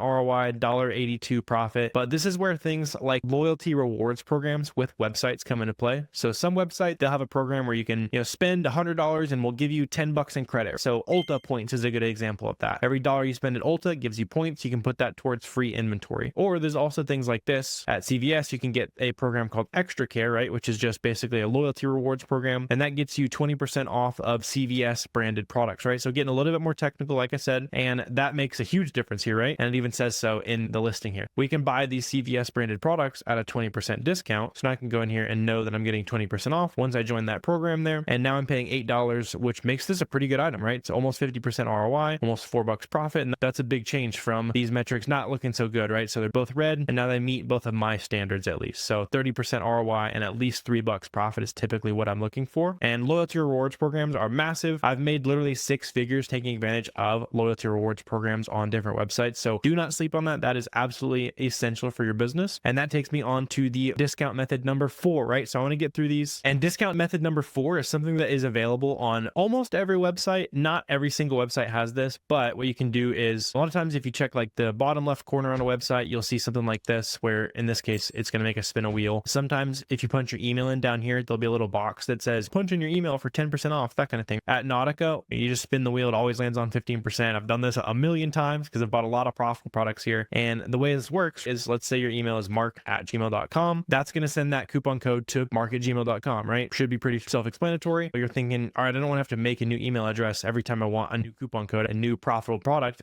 You don't have to. So you just add a plus and then spam your keyboard is what I usually do. And then that is going to redirect whatever is before the plus, and it's going to send you another coupon code because it's going to think, hey, this is a new email address. We need to send them a coupon code. This is a new customer. But really, you're just using a simple email trick to automatically get that coupon sent to your original email with no making new emails, that kind of thing. It's funny, a lot of times when these companies send out like marketing email, I'll get it like 100, 1,000 times, that kind of thing, because I've punched in these emails so many times and made so many coupon codes. Because a lot of times, again, that makes the difference between a product that is profitable and is not profitable. And we can actually use this in conjunction with the next discount method. So check this out, right? So I pulled up a product that is on clearance at Nautica right now, extra 20% off on clearance. That's great. It's another example of a sale plus a coupon. So anytime you can stack multiple of these discount methods, the more your margins are going to be protected as an Amazon seller. Again, some of the biggest things I hear from Amazon sellers is either I can't source products, or when I do buy products, the prices drop and I don't make money. Both of those problems are solved by taking advantage of all of these discount methods that we were talking about today, right? So this is absolutely essential for your business. And this example, let's say again, I use SellerAmp. I go ahead and load up the Amazon listings that correlate to that title. It just auto grabs the title, and I can see, hey, over here on Amazon, this Nautica polo, all of the different colors and stuff sells like 1,400 times a month. And specifically, I see that this polo right here, the Aspen Gold, is $40, right? And on the website, we're buying these right now for 17 bucks right there. So Aspen Gold, 17 bucks, selling it on Amazon for 40, rounded, call it 18 bucks. Go ahead and plug in 17 bucks down there. And then by the way, in case you're wondering, SellerAmp also includes all of the extra fees and that kind of stuff. So I am including about 5% in sales tax. I'm including a little bit of money for the poly bag to throw it in. And I'm also including the money that it's going to take to actually ship this to Amazon. So if you're worried that this isn't the true profit and that kind of thing, it's including all the extra fees, Amazon fees, shipping, all that good stuff, right? So this is actually 10 bucks in true profit right here. And on top of it already being a $10 profit, you can also try and use one of those catch-all email coupon codes. So we were just talking about where you plug in your email and it sends you a coupon code. Might as well try that at checkout. And then we can also take this a step further with the next discount method that is super valuable, being discounted gift cards. So you can go to cardbear.com, and this is a website that basically shows you different places that will sell you gift cards to whatever website you're looking at. So in this case, I see GCX. It has it for 13% off, 14% off, 15% off. I've bought a lot of mine from GCX. I know I can trust them, that kind of thing. And the way it works is I go in here and I see, hey, I can buy a $50 gift card for $42.77. So I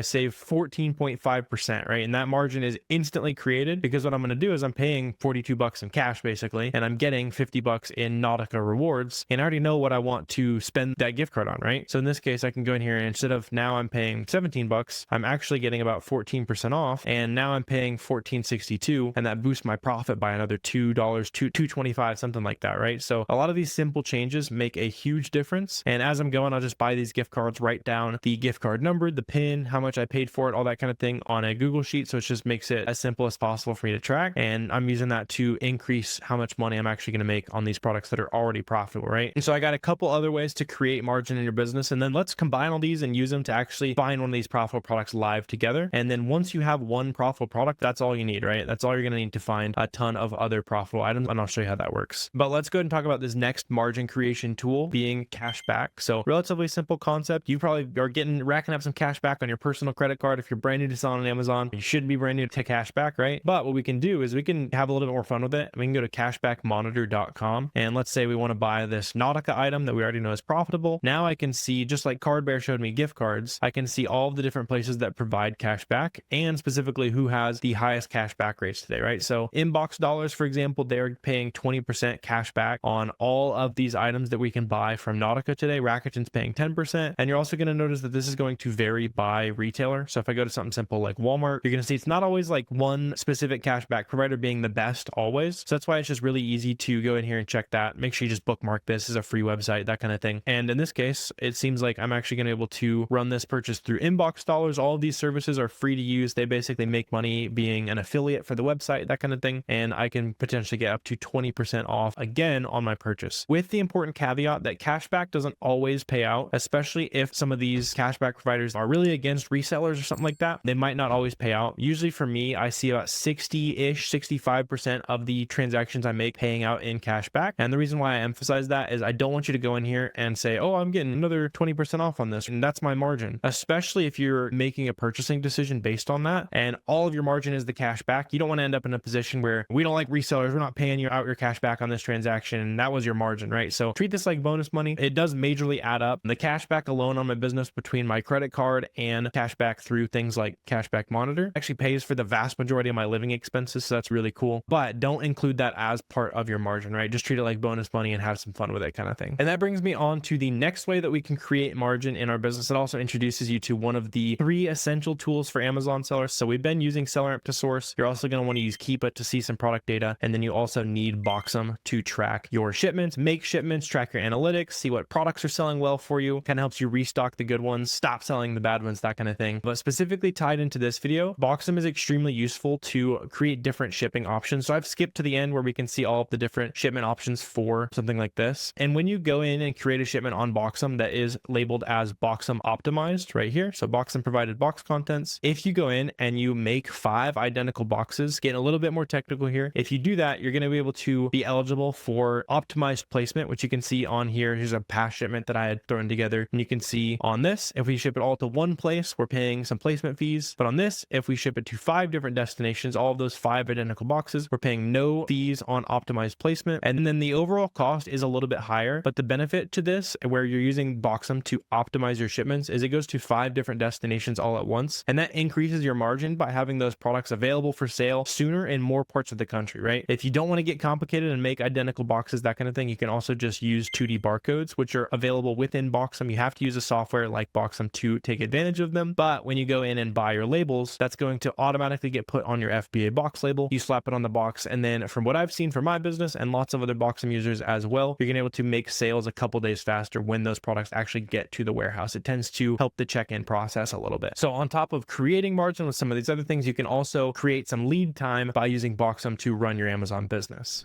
Sweet. So hopefully that detailed breakdown was really useful for you. That is the key to making money on Amazon. You cannot ignore this aspect of the business. And another aspect of the business that you don't want to ignore is making sure that you're buying things that meet pretty much all of the criteria that make a good product. So on a base level, things that make a good product are generally having a good sales rank, having a 30% ROI or more, having stable pricing, not a ton of competition relative to the demand. I want to point this out specifically because some people think, oh, if an item has 10 sellers, it's too much competition, I don't want to sell that. Sometimes an item with 5 sellers is way too many. Sometimes an item with 50 sellers is not enough. It's all relative to the demand. And I wanted to specifically call that one out on the checklist of things I look for, because a lot of people are disqualifying things that they shouldn't be just based on seeing an arbitrary number of sellers that might not actually even be competitive on that listing. Another thing that makes good products is obviously having brand access, so being able to get ungated, and then checking for intellectual property issues. We'll have a whole chapter dedicated to just getting account health issues removed. So those are IP complaints, inauthentic complaints, all that good stuff. But there's obviously more than just 6 different things I'm looking at to know if an item is good or not. So let me show you literally everything I look for in a good item. We're going to jump into the computer. I'm going to show you some of these examples, everything I look for in these products. And before we dive in, I'm going to be breaking down a checklist with you. If you want that checklist, I'll leave the link down below. It's completely free.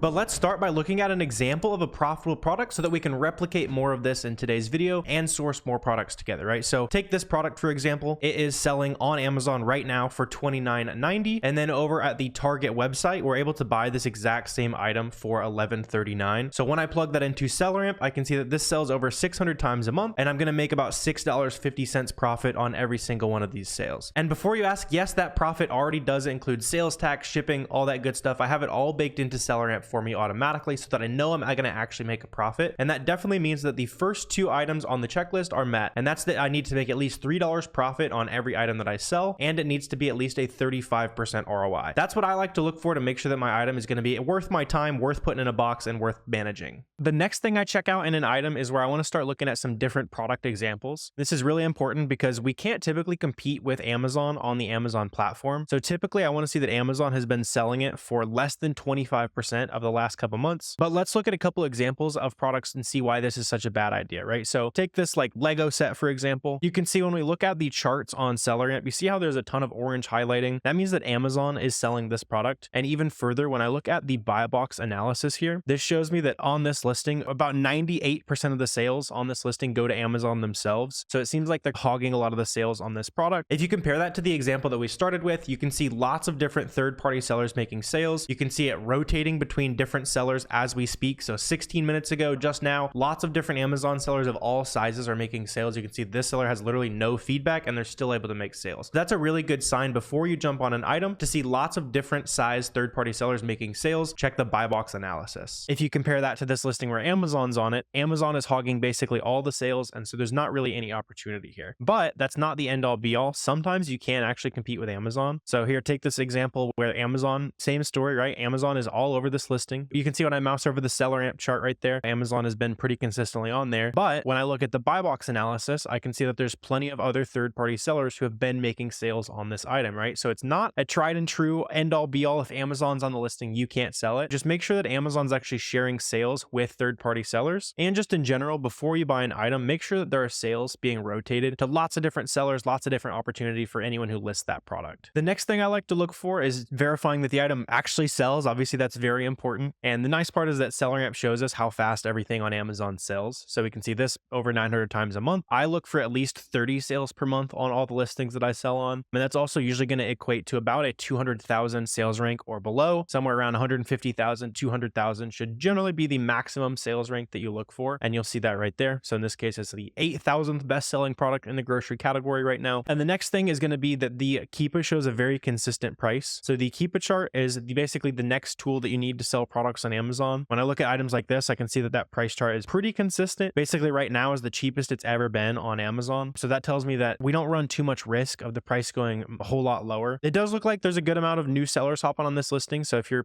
thinking of simple supply and demand economics there, more supply might make the price go lower. But since it's the holidays, I can see this middle line right here, the yellow line on the Keepa, that's showing me the monthly sold. That's consistently going up along with new sellers. So there's something that justifies that price might stay somewhat stable. So again, if we see something like this, you can see basically the cheapest that these like Hershey Kisses we started with, cheapest they have been is around like $21 or so, maybe. So like right down there for a couple days, it went to $20. So our worst case scenario is we make $3.30 profit. So just look for kind of consistent pricing. One thing that I like to keep in mind, some bonus points here, is if you look at the SellerAmp right here and you go to average 90 days, it's going to show you the average price over the last 90 days. And if I'm profitable at that average price, that means that on average, I'm still making money. And so that's just one of those nice things that I like to look at where an item is going to be a little bit more consistent and stay profitable for longer. But with that in mind, the next thing on the checklist that I really like to avoid is when there's a huge number of new sellers on the Keepa chart, with that caveat that like the holiday items, it's obviously going into the holidays, so it's selling a lot faster. There's a reason for that price to stay high. And so let's compare that to an example like this, where you can see how recently little like slippers right here, we can get these on sale for right around $12.75 after this coupon right here. Right now, this would be, it's a decent item, right? So we make decent ROI, decent profit, not a home run by any means, but I can see that this has more sellers like right now than it basically ever has ever before. And I can see last time there was this many sellers, that price just kept dropping to where I would no longer be profitable. So if you ever see a super quick increase in seller count without there being like a real reason for the price to stay stable, that's something that I typically like to avoid. And if you do want to buy one of those items that's a little bit riskier where the new seller count is going up a lot, I would really just encourage you to do merchant fulfillment on that listing. So merchant fulfillment, you basically buy the item, you ship it to your house, and then as soon as you list it, you can ship it to a customer when they buy it, versus FBA where we're waiting for FBA check-in times where we put it all in a box, ship it off to Amazon. It takes 2 to 3 weeks to start making sales. If you want to capitalize on limited time opportunity, then doing FBM is definitely the way to go there. The next thing on my checklist that I like to look for is to make sure that the item is not being sold by the brand owner already. So this should be a relatively quick check. Take this item, for example. I look at the offers tab. I can see Momentous US is selling this item. Momentous is the brand name, easy to avoid. And the reason we want to avoid that is if we compete with a brand that clearly cares about their Amazon listing, they're clearly selling on that listing, they don't want to have to share sales with other random third-party resellers. And so they're probably going to kick you off that listing, might get stuck with some inventory, have to prove that you bought legitimate inventory, all that kind of stuff, right? It's also not just if the brand themselves is selling that listing. If you ever see a listing where there's basically only been one seller super consistently on that item, so you see down here on this chart right here, see there's basically always been one seller. Seems like somebody tried to sell it there for a couple hours and they immediately got kicked off. That is clear to me that there is a seller that's controlling this listing, even though in this case it's sold by Pattern, which is a huge company that partners like directly with a lot of brands. Pattern doesn't obviously match Balance of Nature, but I can see that it very consistently has only had one seller on that listing. So avoid anything where the brand's on it or there's basically always only one seller on the listing, because you probably get kicked off. And on that same theme, also make sure that it's not a brand that's known for giving out IP complaints. So within SellerAmp, sometimes if you look at an IP complaining brand, there'll be an alert that says IP here. The private label alert is also pretty useful. It's basically an indicator that very few people have historically sold this item. So obviously this was a private label item. SellerAmp is telling us that it's private label. There's also a good free resource you can check for this called Seller Journal Greenlight. So if I look at a brand that I know is notorious for giving out IP complaints like Kong, like a dog toy brand, you can say they're well known for taking legal action, avoid at all costs, bigger fish in the sea, that kind of thing. There's just like a free resource you can check there. So between SellerAmp and Seller Journal Greenlight, usually I like to get a second opinion if you want to be extra safe about it. I've also used IP Alert in the past to hook up with a nice little discount code there as well if you want to check that out. Basically another tool, just a different database of brands that store brands that give you IP complaints potentially. But at the end of the day, just look at the listing and see if there's a ton of third-party sellers on it. There's been a ton of third-party sellers consistently, probably somewhat safe to sell. The next thing that I personally like to avoid, this is up to you. I'm gonna bundle these together here. So anything that is like super heavy multi-pack of liquids or just a really heavy item in general, personally, I try to avoid those items. Number one, they can be really easy to break open, that kind of thing. Take this, for example, if you shipped one of these 20 24 packs of Arizona teas in here, and the warehouse worker isn't so careful with it, they throw it against the floor or something, and some of the cans get dinged up. It can break open, leak all over everything, just make a big mess. And on these really heavy items, it can be pretty difficult to actually make a profit. So like right here, I could literally pay $0 for this item and I'm still not profitable selling it for $47 because it's so heavy, right? It's like a 38-pound product in this example. So for me personally, just after 6 years of selling on Amazon, I like to avoid super heavy items for the reason it's going to break open. And let's say the price doesn't end up going the way you want it to, you have to make some losses, that kind of thing. If you ever have to start cutting your losses on a really heavy item, it's going to hurt even worse because the shipping costs you so much. The fees to ship to the end customer is going to be so expensive. So it just makes any mistakes or any bad product buys way more amplified. And for me, at least in the past, it just hasn't been super worth it. The next thing you want to check is going to apply if it is going into the spring summer months or currently in the spring summer months as you're watching this video. So for example, one just super quick thing to look out for is on SellerAmp, if it says that it's a meltable item, just keep in mind that you can't send that item to Amazon FBA, because if you ship chocolate to Amazon in July, they're not going to ship it out in like a refrigerated bag. These chocolate bars right here are going to turn into an absolute chocolate soup. Customer's not going to be super happy with that. And so you want to avoid items that are meltable. Typically for me, I like to avoid anything that's meltable between March 1st and October 1st, the meltable season where you're actually allowed to sell meltables products. The meltable season where you're actually not allowed to sell anything meltable via FBA is actually April 15th to October 15th. But this for me, I just don't want to buy anything that in the next 6 weeks, I'm going to basically have to sell out and get rid of, that kind of thing. Fun fact though, on the consumer side of things, there's a ton of really cheap chocolate on Amazon from like April 10th to April 15th, as all the Amazon sellers are trying to slash prices and sell out before Amazon basically automatically removes all those products back to Amazon sellers. So if you're into snacking on some chocolates, that kind of thing, there's a fun fact for you today. The next thing you want to think about on your checklist is that you're including all the extra fees that you're going to be incurring as you're buying items. So I have this all baked into my SellerAmp like I've been talking about. So I include some fees on these settings back here. So a miscellaneous fee of 10 cents or so, that's going to cover that particular item's cost as far as the box, maybe a poly bag that I have to buy. I include 5% as sales tax, just as an example in the video. Obviously change this fee percentage to whatever your state sales tax is if you don't want to forget about it. And then for me, I pay about 60 cents per pound to ship to Amazon. If you're making a lot of really small shipments, you might consider making this closer to 80 cents a pound, but bake those fees into your SellerAmp so you don't forget about it and you actually make profit after it's all said and done. The next thing you want to look for is to make sure that the item is not hazmat or dangerous goods. So when you're logged into Seller Central on any other tab and you look at an item, it will tell you in the alerts panel if it's dangerous goods or hazmat. So butane fuel, great example of something that would be, considered a hazardous material. You can sell these products on Amazon. Just make sure that if you sell them via FBM, you're following PS, USPS, FedEx, you're following whatever the rules are there. And then you can actually also send hazmat items to Amazon FBA. But before you do that, you have to get a special approval with Amazon. So if you're curious about how to get that dangerous goods approval, just search like dangerous goods on the top bar of Amazon Seller Central. There'll be a nice article that shows you how to get on the wait list, that kind of thing. Just keep in mind, if you're not already approved for the hazmat program, then you won't be able to send items like this into Amazon FBA. So just one more thing to think about. And then also, before you actually pull the trigger on items to buy, make sure that your supplier is actually somewhat trustworthy. So for me, I always plug my supplier website into Trustpilot if it's something I've never heard of. Obviously, like Walgreens, everybody's heard of Walgreens. Walgreens is a real company. You can buy from Walgreens. Sometimes you'll come across some small mom and pop sites, and I'll plug that into Trustpilot. Another good thing is if you look at the checkout and they accept PayPal, that can be a good way to make sure that they are somewhat legit. It's really easy to get your money back through PayPal if you don't get what you paid for. And so if it's a scam website, they're not going to offer PayPal at checkout. And then if you're really not sure if that website is legit or not, that's why it's important to be in just like some free communities. We've got a free Discord down below. It also has a whole free course in there. You can put the feelers out. Has anybody bought from XYZ website before? Somebody will probably know what's going on there. That's also one of the many reasons why it's so important to have some other Amazon seller friends that you're able to talk to, meet some people in free groups, talk to people on social media, whatever you got to do to meet some people in your life that don't think that the whole sell on Amazon thing is crazy. Especially for a lot of us, I assume that your friends and family think you're weird for doing this whole Amazon thing. So just get out there and talk to other people who are also getting out of their comfort zone and selling on Amazon as well. And then this last thing obviously should be pretty obvious. Make sure that the items you're buying are exactly the same. Sometimes it can be updating packaging, all that kind of thing. It can be a new picture, but especially if it is food, vitamin, all that kind of stuff, clothing, make sure that the fabric blend is the same. Make sure that the ingredients are the same, all that kind of stuff. Checking for a matching UPC is also a really good way to go about it. See if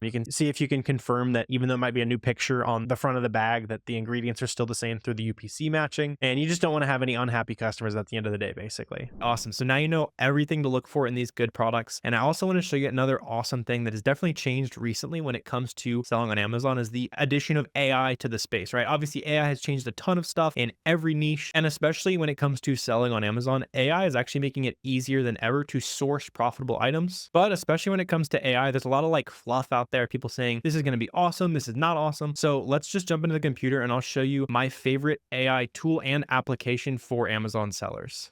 Your AI assistant Boxy is free with any Boxem account, so if you're an Amazon seller who wants to make shipments and track analytics, you should already have Boxem anyway, and now this first of its kind AI assistant is live within Boxem for you as well. And basically how you can think of it for now is ChatGPT, but it's custom trained to be an expert Amazon seller and help you specifically make a ton of money selling on Amazon. So I want to run through just a super quick video with you guys, show you guys several different use cases that you can use for this, and then let you go free and start making some money using Boxy yourself. Example number one, way that I've found Boxy to be helpful is being able to identify where we can source products from, right? So I went ahead and copy pasted the title of just like a jockey t-shirt, right? It's a brand that is fairly reseller friendly. If you don't have a reseller friendly brand, don't worry. We can have Boxy tell us what brands we can even sell. But for this example, I wanted to test Boxy's ability to figure out how we can actually create profit margin, get discounts on items, and so on, right? So I just copy pasted this title and I said, hey, where can I find this as cheap as possible? What coupons or discounts can I stack? And Boxy was able to correctly identify that the cheapest place for me to get this today was JCPenney, especially after considering that we can get a discounted gift card, apply any coupons that go on, and stack an email code as well. So it's showing us lots of different ways that we can create extra profit on this item. Boxy can help you figure out where to actually source the items from after you've identified a profitable opportunity, right? But let's say you don't even have a profitable opportunity, you're not sure what specific product you want to look into. Boxy can also tell you what products you even want to source to begin with. So in this example, again, I just used jockey as an example. You can just plug in basically any brand that you want to sell into a prompt like this and say, hey, this is what I like to sell right now. What are some other similar brands with reseller friendliness that I should be on the lookout for? And within Boxy, it understands these terms. It understands what you're looking for. That's why it's powerful to have an AI that's actually trained to be helpful for Amazon sellers specifically. We don't need to explain what this means. We don't need to explain why it needs to look for listings with low offer counts and all that kind of stuff, right? It's just immediately going to be able to identify several brands. And actually on this list specifically, I have sold every single one of these brands that Boxy identified as an opportunity that we should probably go out and look into. And another thing that's really powerful with Boxy is it's able to specifically suggest YouTube resources, online resources that help us make all this easier to source, to find, all that kind of stuff, right? From here, it would be as simple as going ahead and starting to search for some of these other products on Amazon. On this list specifically, let's just take Tommy Hilfiger, for example. It's suggesting that as a reseller friendly brand. Like I said, I've sold all these brands before. We're just using one of these as an example. And if you need to understand from here how to actually source profitable products, I'm just going to pull up product here. In fact, let's just put it to the test here, right? Give me a specific starting product to reverse source some Tommy Hilfiger leads. So for us, it suggested to look at this listing specifically. And if you're new to Amazon, Boxy is basically like your personal Amazon coach now, because you can see it's giving us literally step-by-step directions. It's showing us what to look out for. It's showing us look at popular colors. It makes total sense. Those are going to sell faster. And just for the fun of it, 3 more resources down there at the bottom that you can start from. So let's just paste that example that Boxy gave us, and we're going to be able to source some leads off of this. Because on this example, you can see that this is sold by a third-party seller. And on this listing, that's basically what we needed Boxy to identify for us. And then to source products from here, all we need to do, if you're watching this video, I assume you have some familiarity with reverse sourcing, selling on Amazon, all that kind of stuff. Now we have this seller here who has lots of different opportunities and even more brands that I've sold a lot of over the last few years on Amazon, right? Boxy is able to identify what brands are good for you to sell, how to source them, where to even start, some tips and tricks to look out. And all this is basically trained on thousands of hours of Amazon seller videos and resources that are actually designed to help you as an Amazon seller. Let's run through a couple more use cases though. So again, let's say you're a beginner Amazon seller, more advanced Amazon seller, whatever, and you want a second opinion on if an item's actually going to be worth buying or not. In this case, I said, hey, Boxy, can you make me a checklist of everything that I should look at before I buy an item to avoid losing money? And we're instantly able to generate checklist. And this is pretty similar to the exact checklist that I wrote myself several years ago. And it's cool to be able to see that we're automatically generating the resources that took me a lot of trial and error to actually create, right? If you're new to the game, you can have it walk you through everything you need to know there. And also something that could be even more useful is, hey, my Amazon business isn't as profitable as I want. Make me a list of several ways I can use to make my Amazon business more profitable. You can see in this example, Boxy suggested using coupons, gift cards, store credits, and honestly, just a lot of very helpful things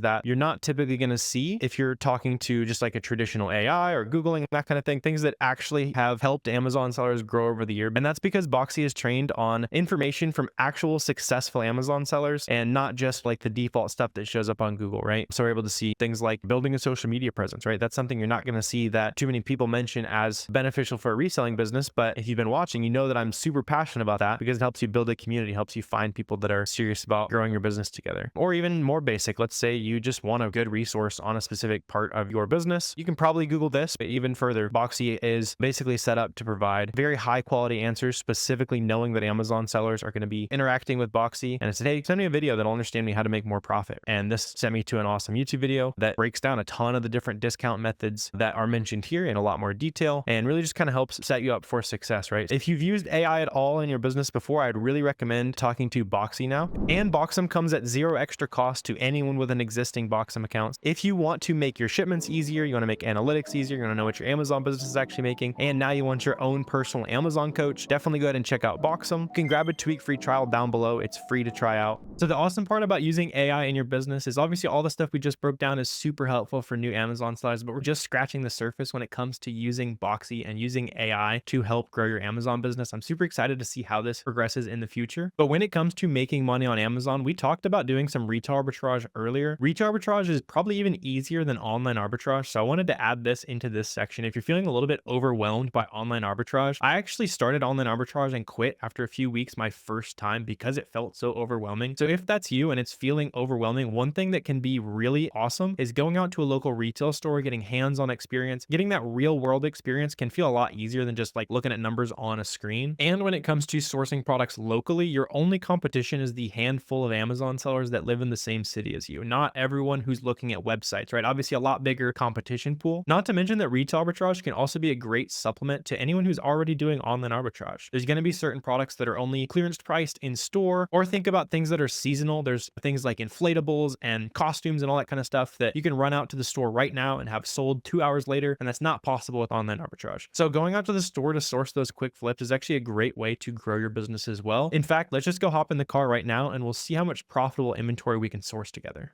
All right, so we're on the hunt for some stuff to sell on Amazon today. Wanted to head over to my local TJ Maxx and just start scanning some of the products to sell on Amazon. What I'm looking for on all these products is to just scan them with the SellerAmp app. That's basically going to show me all the data about these items. And in fact, let's start off with this quick example to get the ball rolling. Here's just like a simple toy that I found. It doesn't seem like a major home run product by any means. Scan it on the Seller app though, we can see that this sells for 35 bucks on Amazon. TJ Maxx has it on sale for 17 bucks. The reason I'm not in love with it is it sells 18 times a month, but we'll take $7 profit on this, and there's 2. Let's see what else we can find here in the toy section to start. And the reason why I'm looking at toys specifically today is just because we got the holiday season coming up as I'm filming this. So obviously a lot of these are going to be selling a lot faster. I'm also going to be checking out some beauty and just anything people give as Christmas gifts while I'm here at TJ Maxx too. All right, so next up I found these Funko Pops here. These are an interesting one I want to show you guys here live. So this is like a set of them. No idea what's going on here, but the data is interesting because on SellerAmp I can see that the current price on these is a little over 48 bucks. So plugging in my costs, I'm going to make a little bit of money since I'm buying these for 25 bucks. The issue though is I don't see any estimated sales, but down here on the new offer count at the very bottom, I can see that new seller count has been consistently increasing. It's been a couple drop-offs where people actually sell this product. I think I might skip this product today, but I just wanted to show this. If you see that the estimated sales is unknown, it can be like a data glitch with Amazon. These might actually sell, but in my opinion, these aren't really worth it for the profit today. So I scanned 2 or 3 of those tables there. Wasn't finding much, so I want to just go ahead and head over to the beauty section. I tend to find a lot of good stuff in beauty. There's also some good potential in pets and grocery at these store, but let's see what beauty's got today. All right, so first thing I was able to scan here, you guys are seeing all the stats as I'm going here. This was actually on sale for 10 bucks. Definitely not the fastest seller in the world, only 7 sales per month, but since this has a $30 sale price on Amazon, I'm probably going to go ahead and pick these up. I think there was 2 or 3 on the shelf, so we can go ahead and add these to the cart. It might take a second to sell, but since these are over a 100% ROI, I'll take the risk on these. Next up, I saw some of this Too Faced makeup, and the barcode wasn't able to be scanned on this item, so I used the AI image search on SellerAmp to go ahead and look this product up just because I had a good feeling. And looking at the data here, I was somewhat right. I can see this was 17 bucks at TJ Maxx. It's selling for 48 on Amazon. The problem though is on the buy box analysis, this pie chart, this shows me that Amazon is winning the vast majority of the sales. So if we do sell this item, we'd have to undercut Amazon. Since our profit is so high on this, I don't mind taking a little bit of a risk, but I just wanted to show you that if you see that on some items, it typically means Amazon's going to hog a lot of the sales. So just make sure you have plenty of profit wiggle room. And then then next up, I found another kind of makeup here, really on a roll on this little end cap. These were an awesome item. There were 3 of these on the shelf, selling for $7, selling on Amazon for $45. So I'm definitely going to pick those up. And that's over 75 bucks in profit just on these 3 little makeup items. So definitely loving this so far. Next in our scanning session here, I found this makeup. This was interesting because it's actually not pulling a price on Amazon, and that means that it's currently out of stock, but I just had a good feeling. These were selling for $5 at TJ Maxx, and then looking at the data from the past, I can see that people were actually having success selling these for 15 bucks. So I'm going to go ahead and pick up a couple units of these that I found on the shelf. And then I also found some of these liquid foundations here. I think these are similar to some of those like Too Faced ones, but these were selling for 13 bucks, selling for 37 bucks on Amazon. Really good sales volume as well. So I'm definitely going to go ahead and pick these up. There was 4 or 5 on the shelf. And then there was also some other different colors. You guys can see here, the metrics looked pretty similar though. This one just sells a little bit slower. It was a little bit cheaper on the shelf. So we're going to make about 12 bucks profit selling each one of these units as well. And this end cap was really just on fire today. Here are some more, I'm not even sure what this is, some glitter, foundation, whatever. I don't care. I'm going to make money selling it. Buying it for $5 on Amazon, it goes for 15 bucks. There are about 4 of these. So these are going to be another like $3.50 profit each. Not an insane home run, but I'll take anything we can get. Then there was this powder here. It only sells 12 times a month and it was a little bit too expensive. So they're not all going to be winners. Let's go ahead and skip. Had another item here. This one only sells 9 times a month, but since it sells for so much, I might take a risk on this. It is a little over a 70% ROI. There was only 1 or 2 of these on the shelf, so might as well take the ones they do have. They're 12 bucks profit and they'd sell eventually. 9 sales a month, but we'll be able to get in the buy box before too long. Got some more blush on the aisle here. This was 15 bucks. I don't really want to make 62 cents though, so definitely going to go ahead and skip this item. After that, I found another item that definitely doesn't sell very fast, but really just a lot of this high ROI beauty products. And the nice part about retail arbitrage is we only have to buy a couple units. So obviously this only sells 4 times a month, but I don't see any problem with making the sale this month. So we can go ahead and add another 9 bucks in profit to the cart there. Got some more of these makeup palettes here. This was an interesting one because it is not pulling a price currently. I don't think anyone was in stock on this at this exact moment. I think it just went out of stock actually, but pretty cool. There were several of these on the shelf, buying these for 15 bucks each, going for 30 bucks on Amazon. So just a little bit over a 30% return on investment on these. Definitely want to go ahead and grab those. Next up, there was a slightly different palette, this 35Y, whatever you want to call it, going for 35 bucks, selling for 15 in store though. So not super profitable. The sales rank was really high. Usually I'm looking for below 200K. Gonna go ahead and keep on moving on. And that's when I found this next palette here. 4 sales a month on this, but these were selling for $8, selling for 34 bucks on Amazon. So again, even though a lot of this stuff doesn't sell super fast, I'm fine with it since we're just buying a few units, and this is super profitable. Plenty of wiggle room in case the prices drop or anything like that. And there was also several of these as well. This other style of palette was seeming to be selling a lot better, about 50 sales a month. And since we can sell these for 25 bucks each on Amazon, buying them for 8, we're gonna make about $9 profit per unit on these. There's 3 or 4 of these on the shelf. Scanned this next Nicole Miller palette here. Was selling very slow. Don't think anyone was in stock right now, but it did sell for 17 bucks when it was in stock. This palette was 6 bucks in store though. Since it only sells literally 2 times a month, I'm not going to take the risk on this. Let me know if you guys disagree with me. Maybe if you're just really desperate to get some stuff into your inventory, but product there. A different shade on this item again here. Seems like the Amazon data is a little bit broken. Is going for 21 bucks, and on the new offer count, I can see someone did actually sell out a couple months ago. But beyond that, it's really hard to know if this item is actually selling. Usually I want to see a lot more kind of action going on this. We can take a risk though, just because there's only 2 of them and the profit seemed to be pretty good. Let me know if you disagree with me on that. Then scanning here, found another one of these blush sticks here. This one was also 10 bucks. Sells a little bit faster than the last one. Still 30 bucks on Amazon. So I'm definitely going to go ahead and grab a couple of these here. This was $11 profit each. The next item I scanned here, you can see nothing came up on Amazon. Usually if you see this means this product just isn't even listed on Amazon to begin with. So unless I'm really just have a gut feeling about products like that, I rarely look them up. Sometimes you can try to take a picture of it, have SellerAmp find it with some AI, but on this one, I was just going to go ahead and skip it. And that was what led me to this right here, some kind of moisturizer. This was a very solid product, 7 bucks on the shelf, going for $38 on Amazon. So I definitely want to pick these up for a 300% ROI, not your average Amazon product for sure, but we definitely want to take these. And all that is until I found something very important. So be on the lookout for this as well. When I look at the buy box data on this item, the brand themselves, this Alley Oop, is selling this product almost constantly. It's important to avoid selling items where the brand is already selling it. A lot of times they're going to want to kick you off that listing. You can get an account health complaint. I just don't want to risk my seller account here. So unfortunately I have to skip this even though the data looked awesome. Then I got another one of these cosmetic creams here. These were selling not crazy fast, 20 sales a month, but I am buying it for 17 and selling it for 39. Scrolling down, the data looks really good as well. Lots of sellers making sales, prices moving around a lot. So I am going to go ahead and grab these for $11 profit each. A little bit down the aisle, I was also able to find some items with some clearance stickers. So for example, we had this peptid cream or whatever it is selling for 13 bucks on clearance. It does go for 45 bucks on Amazon. Now, important note on this is that when we scroll down on the data, we can see Amazon sells on this product pretty often, but I also see that the third-party seller they're competing with was able to make some sales. So I don't hate hopping on this product, especially since we have $20 of profit worth of wiggle room. We can always undercut that price by $5 and make plenty of sales there. So getting 2 of those there is pretty interesting to me. And then also right next to it on the end cap, I found this like Korean beauty item. A lot of times it's like foreign beauty or just honestly foreign items in general can be really good on Amazon because someone's from overseas or from Canada or wherever, they might be willing to pay extra to get their kind of local favorites bought on Amazon. That and just international stuff has become trendy, especially in the beauty niche. So a lot of this Korean beauty stuff's been good. This one, it was going for $12, selling for $39 on Amazon, and the data looked pretty good. I'm definitely going to go ahead and pick this up for about a $14 profit. And then right as I was about to leave with a cart full of pretty decent profitable makeup, I found this item. The employee had actually just started putting this out when I got there. There were quite a few of these on the shelves selling for $13, and on Amazon these go for $30, selling over 3,000 times a month. So I'm going to go ahead and pick up all of these for about $7.50 profit per unit.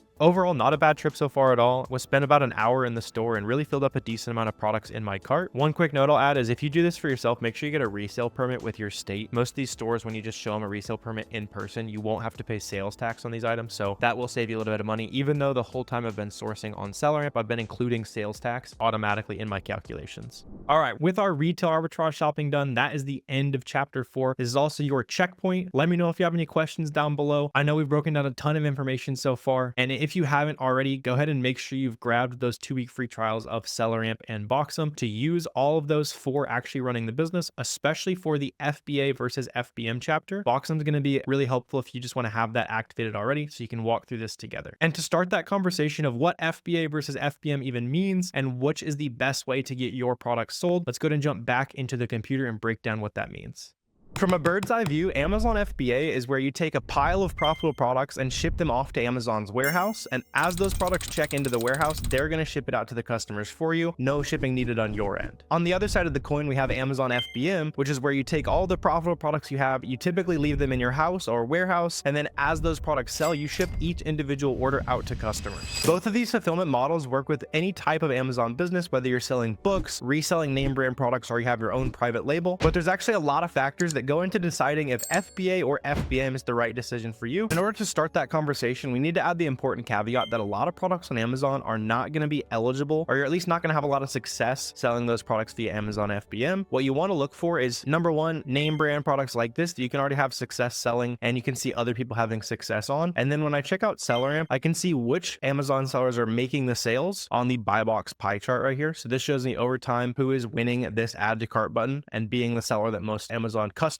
are buying from. And in this case, I can see that very recently, just now, 2 FBM sellers actually won the sales on this listing. And that's different to a lot of listings. For example, this one right here, if you notice 3 days ago, 5 days ago, 1 week ago, this entire list all the way down to 8 weeks ago, you guys can see right there, is all FBA sellers. So what happens on some Amazon listings is that when there's a lot of FBA sellers, Amazon knows that they can trust their own fulfillment services. That's how you get that Amazon Prime badge, just by shipping it into Amazon FBA's warehouse. And Amazon's buy box algorithm, which decides which seller gets the next sale, essentially, it tends to prioritize the FBA sellers on that listing because they're almost always guaranteed 1 to 2 day shipping, versus even a fast FBM seller is probably going to take 3 to 5 days for that item to get to the customer. When you're deciding FBA versus FBM, if your product has no other Amazon sellers on it, if you're making your own product, or if you see lots of sellers having success getting FBM sales on SellerAmp, like we did on that first example, then you know you're good to proceed and you can consider FBM. If the item you're considering selling is only seeing sales to FBA sellers, I would highly suggest you just send it into Amazon FBA. You're probably not going to have much success making FBM sales. But with that caveat, there's still a ton of products that are eligible for you to FBM and FBA. So let's keep breaking down the conversation. And that next important part of the conversation is definitely down to cost, which I know all of us as business owners should be very concerned with. For FBA shipments, you're typically going to take that pile of profitable inventory that you've already sourced. If you don't know how to source profitable piles of inventory, there's tons of great videos on the channel that show you how to source a bunch of profitable items. But you're going to take those profitable items and you're going to put them down into boxes of up to 50 pounds at a time. Later in this video, I'll show you the exact step-by-step process of actually getting these products shipped into Amazon FBA. But in terms of the cost discussion, it's usually going to cost about 60 to 90 cents per pound to ship to Amazon FBA. And it's going to be higher on that sliding scale if your boxes are generally a little bit lighter, meaning you're sending lots of smaller FBA shipments. Also keep in mind that as you're sourcing profitable items, you can include this average cost per pound in your sourcing decisions, which I've done on my SellerAmp settings. I'm able to include about that 60 $0.50 per pound average that I typically pay.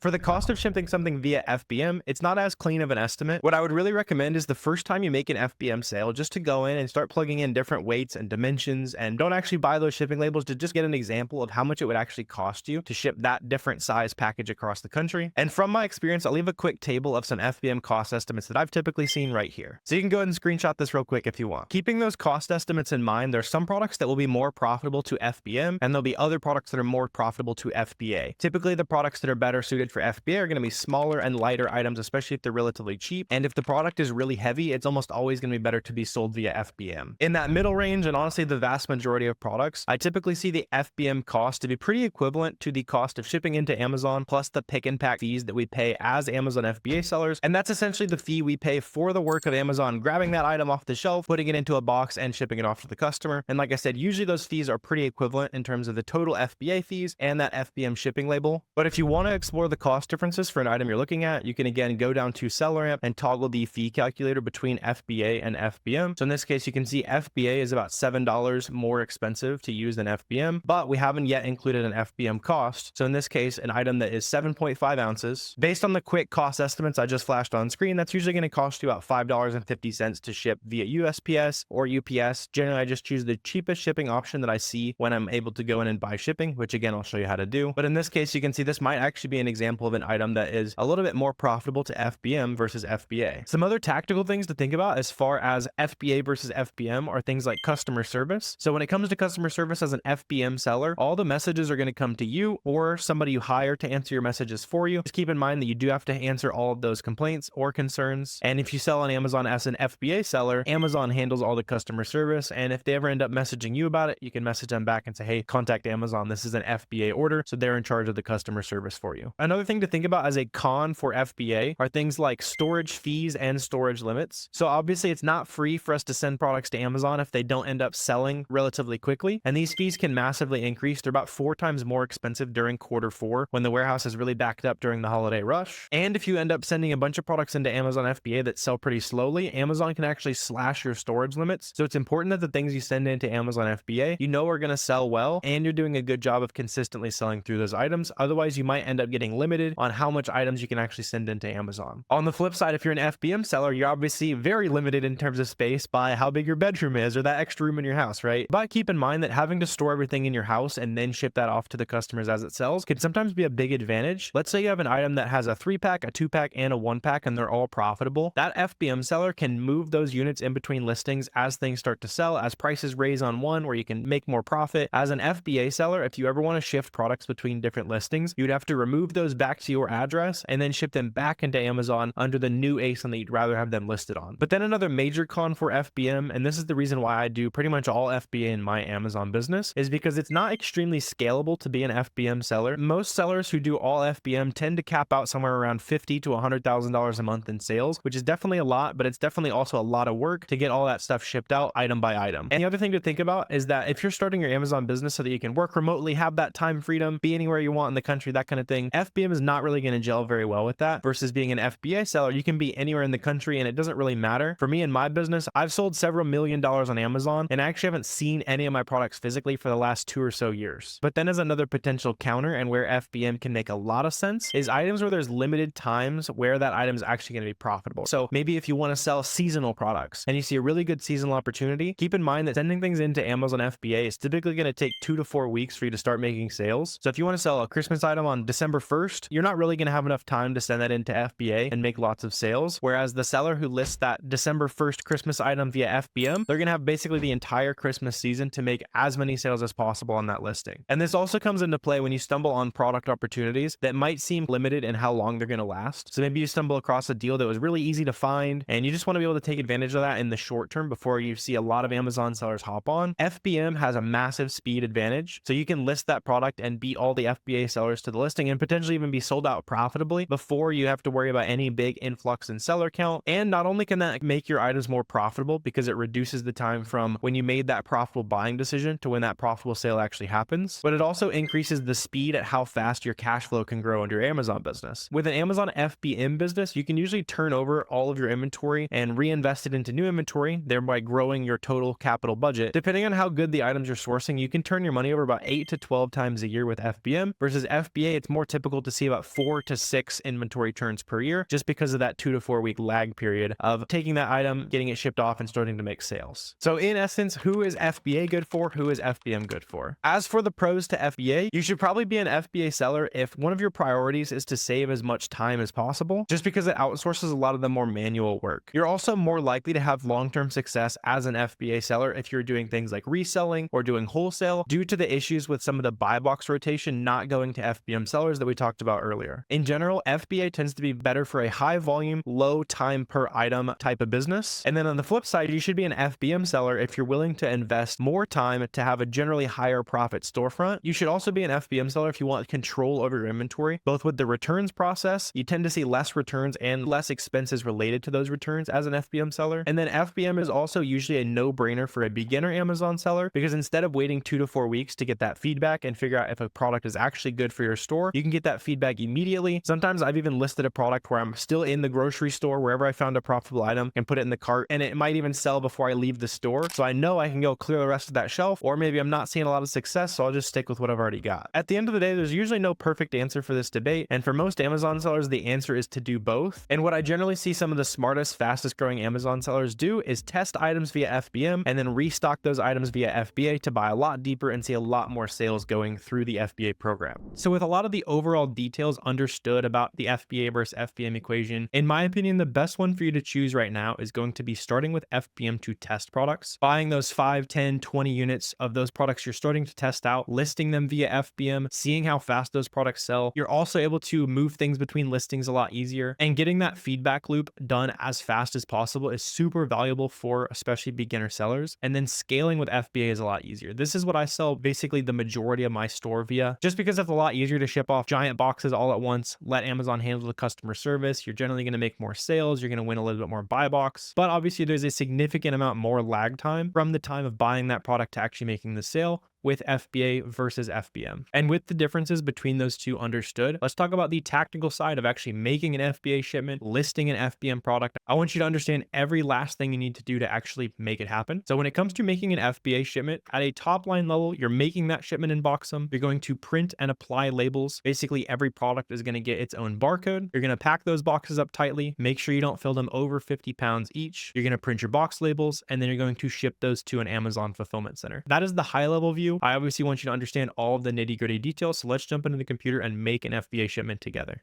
Now that you've got the basic supplies, let's jump into the quick step-by-step of actually making a shipment. And in order to actually start creating a shipment, first you need to submit the products that you want to sell on Amazon to Amazon, and then Boxem's going to create the listing for you. So in this case, I'm just going to use a couple example products in today's video that I've found in some past videos. And what we can do here is we can create a custom SKU for this product. So I want to store lots of important data. Hey, what did I pay for this? And where did I buy this? So that I can have my supplier data stored correctly. What date did I purchase it? You'll notice that's going to make a custom SKU, so that as I'm going through and auditing the products that I've sold, it's a lot simpler for me to say, oh, where did I buy this? I want to restock it. Oh, I got it at Ross. And then maybe I need to lower some prices a little bit. Can I afford to lower my prices? Do I still have profit left? If I do lower my prices, oh yeah, I bought it for $40 because it's embedded in my SKU right there. It just makes things a little bit simpler. And then I also like putting the date in there so that I can know how long I've had something in my inventory, because I'm going to be a lot greedier looking for profit on stuff that hasn't been in my account for as long as stuff that's been around for a couple months. And then if you're selling anything with an expiration date, you'll go ahead and enter it down here as well. And then we'll just go ahead and add listing. And then you'll repeat the exact same process for as many listings as you want to create in the next FBA shipment. But I'm going to go ahead and submit this to Amazon. And what we're looking for is for this to go from pending to active. Typically, this takes me 10 to 15 minutes. It can take up to 30. This is just Boxem waiting for Amazon to send the information back to Boxem. So while you're waiting on this screen, you can go source some more products, get a water break, whatever you want to do. And then whenever this does say active, go ahead and head over to shipments and then create shipment on the left over here. And this is where we actually start putting things in premium boxes, putting labels on it, all that good stuff, right? So go ahead and name your shipment, go ahead and select the fulfillment type. In today's video, I'm just talking about FBA. You can also list FBM products on Boxem as well. Select your ship from address, select your shipping method. So if you're doing small parcel or LTL, down here on the box contents, you can use Boxem provided if you plan on using optimized shipments. This is something new that Boxem's been able to implement in a way that's going to show you more total shipping options. So you might be able to save some money on shipping, but the downside is this is probably going to ship to more destinations. So I personally ship most of my products using 2D barcodes, and that also allows me to ship it all to one warehouse. Keep in mind, you do pay fees for shipping to all one warehouse, and I'll show you guys how that works as we're going through the process. But also keep in mind, if you don't use 2D barcodes, you might see slower check-in times as you're shipping your products in. So in short, what I'd recommend is if your shipment is going to be at least 100 plus pounds, I would maybe try Boxem Optimized. If it's less than 100 pounds, it's almost always going to be cheaper for you to use 2D barcodes and use inventory placement. Over on the right, go ahead and auto set your list price. So you don't want to send in a product where it's 10 bucks and then the price goes up while it's in transit, and then you get it in there and you sell it at 10 bucks when you could have sold it at a higher price. So I always list my products well above the buy box price. In this case, I have it set to 25%. I think that's pretty healthy. And then you can also start to see which products might even be able to make sales above the buy box. So you're really maximizing profit. When you're creating shipments, I'd highly recommend to turn on auto printing FN SKUs. This is going to save you some clicks, save you some time. I'm going to leave it off just so I can show you the manual process. But whenever I'm making shipments personally, I always turn this on. And then in the metadata, we also want to store as much information as possible. So store your buy cost, store your supplier, store the date that the item was purchased. That's going to make sure your analytics are as accurate as possible. And then we're going to go ahead and press the create shipment button. Once you're on step one, we're going to go ahead and start plugging in those products that we've already created listings for. You'll notice that the only thing it shows is the product that I already listed on my Amazon account. And if you want to list new products, you'll just click right there and go ahead and list a new product via the FBA flow. On this one though, I'm going to go ahead and say we've got 10 units of this just so we can run through an example of using the new optimized placement. And then once again, if we want to have more customizable data than just on the SKU level, you can customize this per batch that you're sending in. And then the cost will be properly saved, because sometimes you might want to restock a SKU where the cost is actually changed. But as long as you enter the new correct cost on this step of the process, all of your numbers are going to be correct. I'm going to go ahead and add this to shipment here. And then I'm also going to go ahead and add another product so you can see how it works. Keep in mind, you can list hundreds or even thousands of different products in one shipment if you really want to. The majority of your shipments probably aren't going to be that many ASINs, but you can add as many things as you want. So in this case, I'm just going to go ahead and add 2 products so you guys can see how it works. You're usually going to be sending in shipments with a lot more items than just 2 ASINs, hopefully, as you're starting to scale your business. But then once you have everything added onto step 1 with the correct quantities, you're ready to go on to press continue and then submit products. Once you're on step 2, you're going to see the new redesigned shipment flow. There's a lot of brand new features here that make creating shipments, especially for those of you guys with lots of different products where you're testing a lot of new products and seeing what's going to work and what's not going to work. The new Boxem update has made it much faster to go ahead and create those shipments and assign everything to boxes. So in this case, there's the new assign all SKU button. So if I want to assign everything in my entire shipment to one box, I don't have to click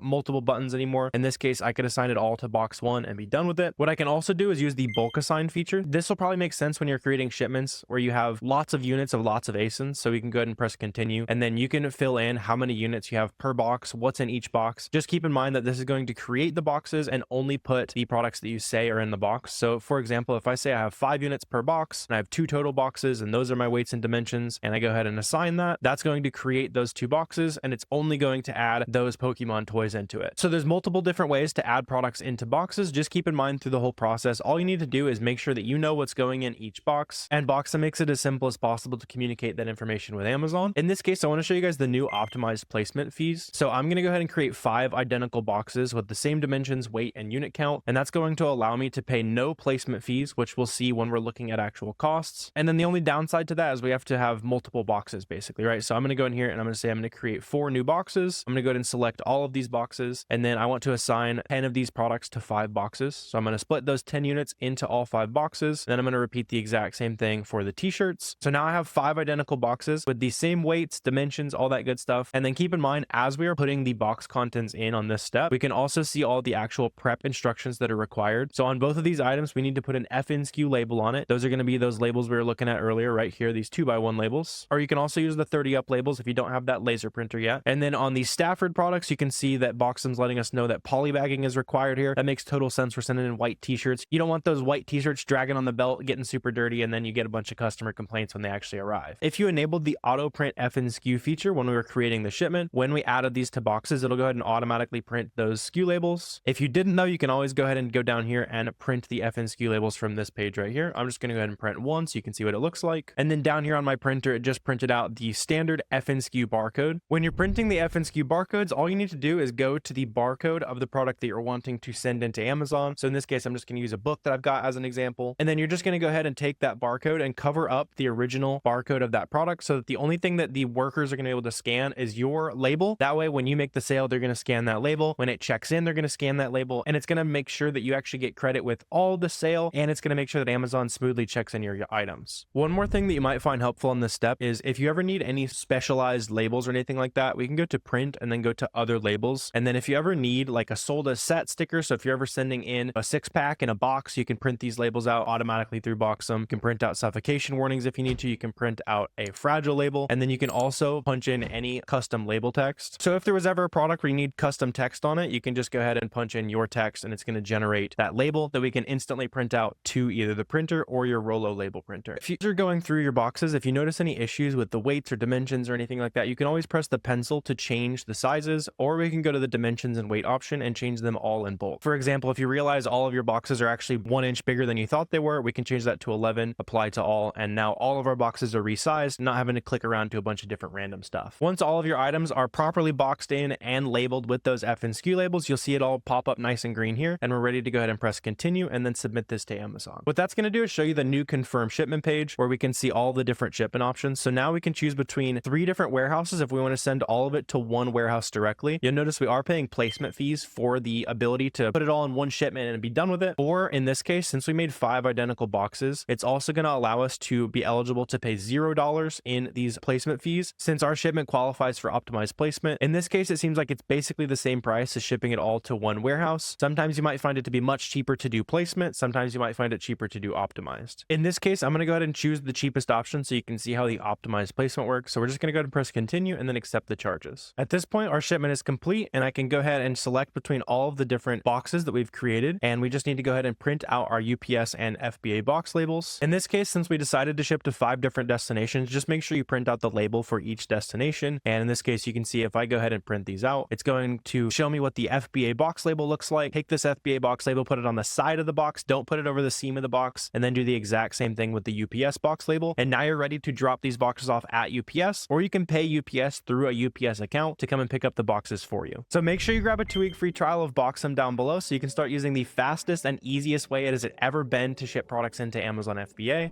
So with the FBA process taken care of, let's talk about the FBM process, because obviously it's a little bit different. Instead of boxing things up and telling Amazon exactly what we have and all that, we need to set up some different things like handling times. We need to set up shipping templates. We need to set up return settings. We have automated shipping rules and then business policies as well to set up. So if you at all plan to do Amazon FBM, which you should if you're super serious about this, let's jump back into the computer and I'll show you how to set all these things up.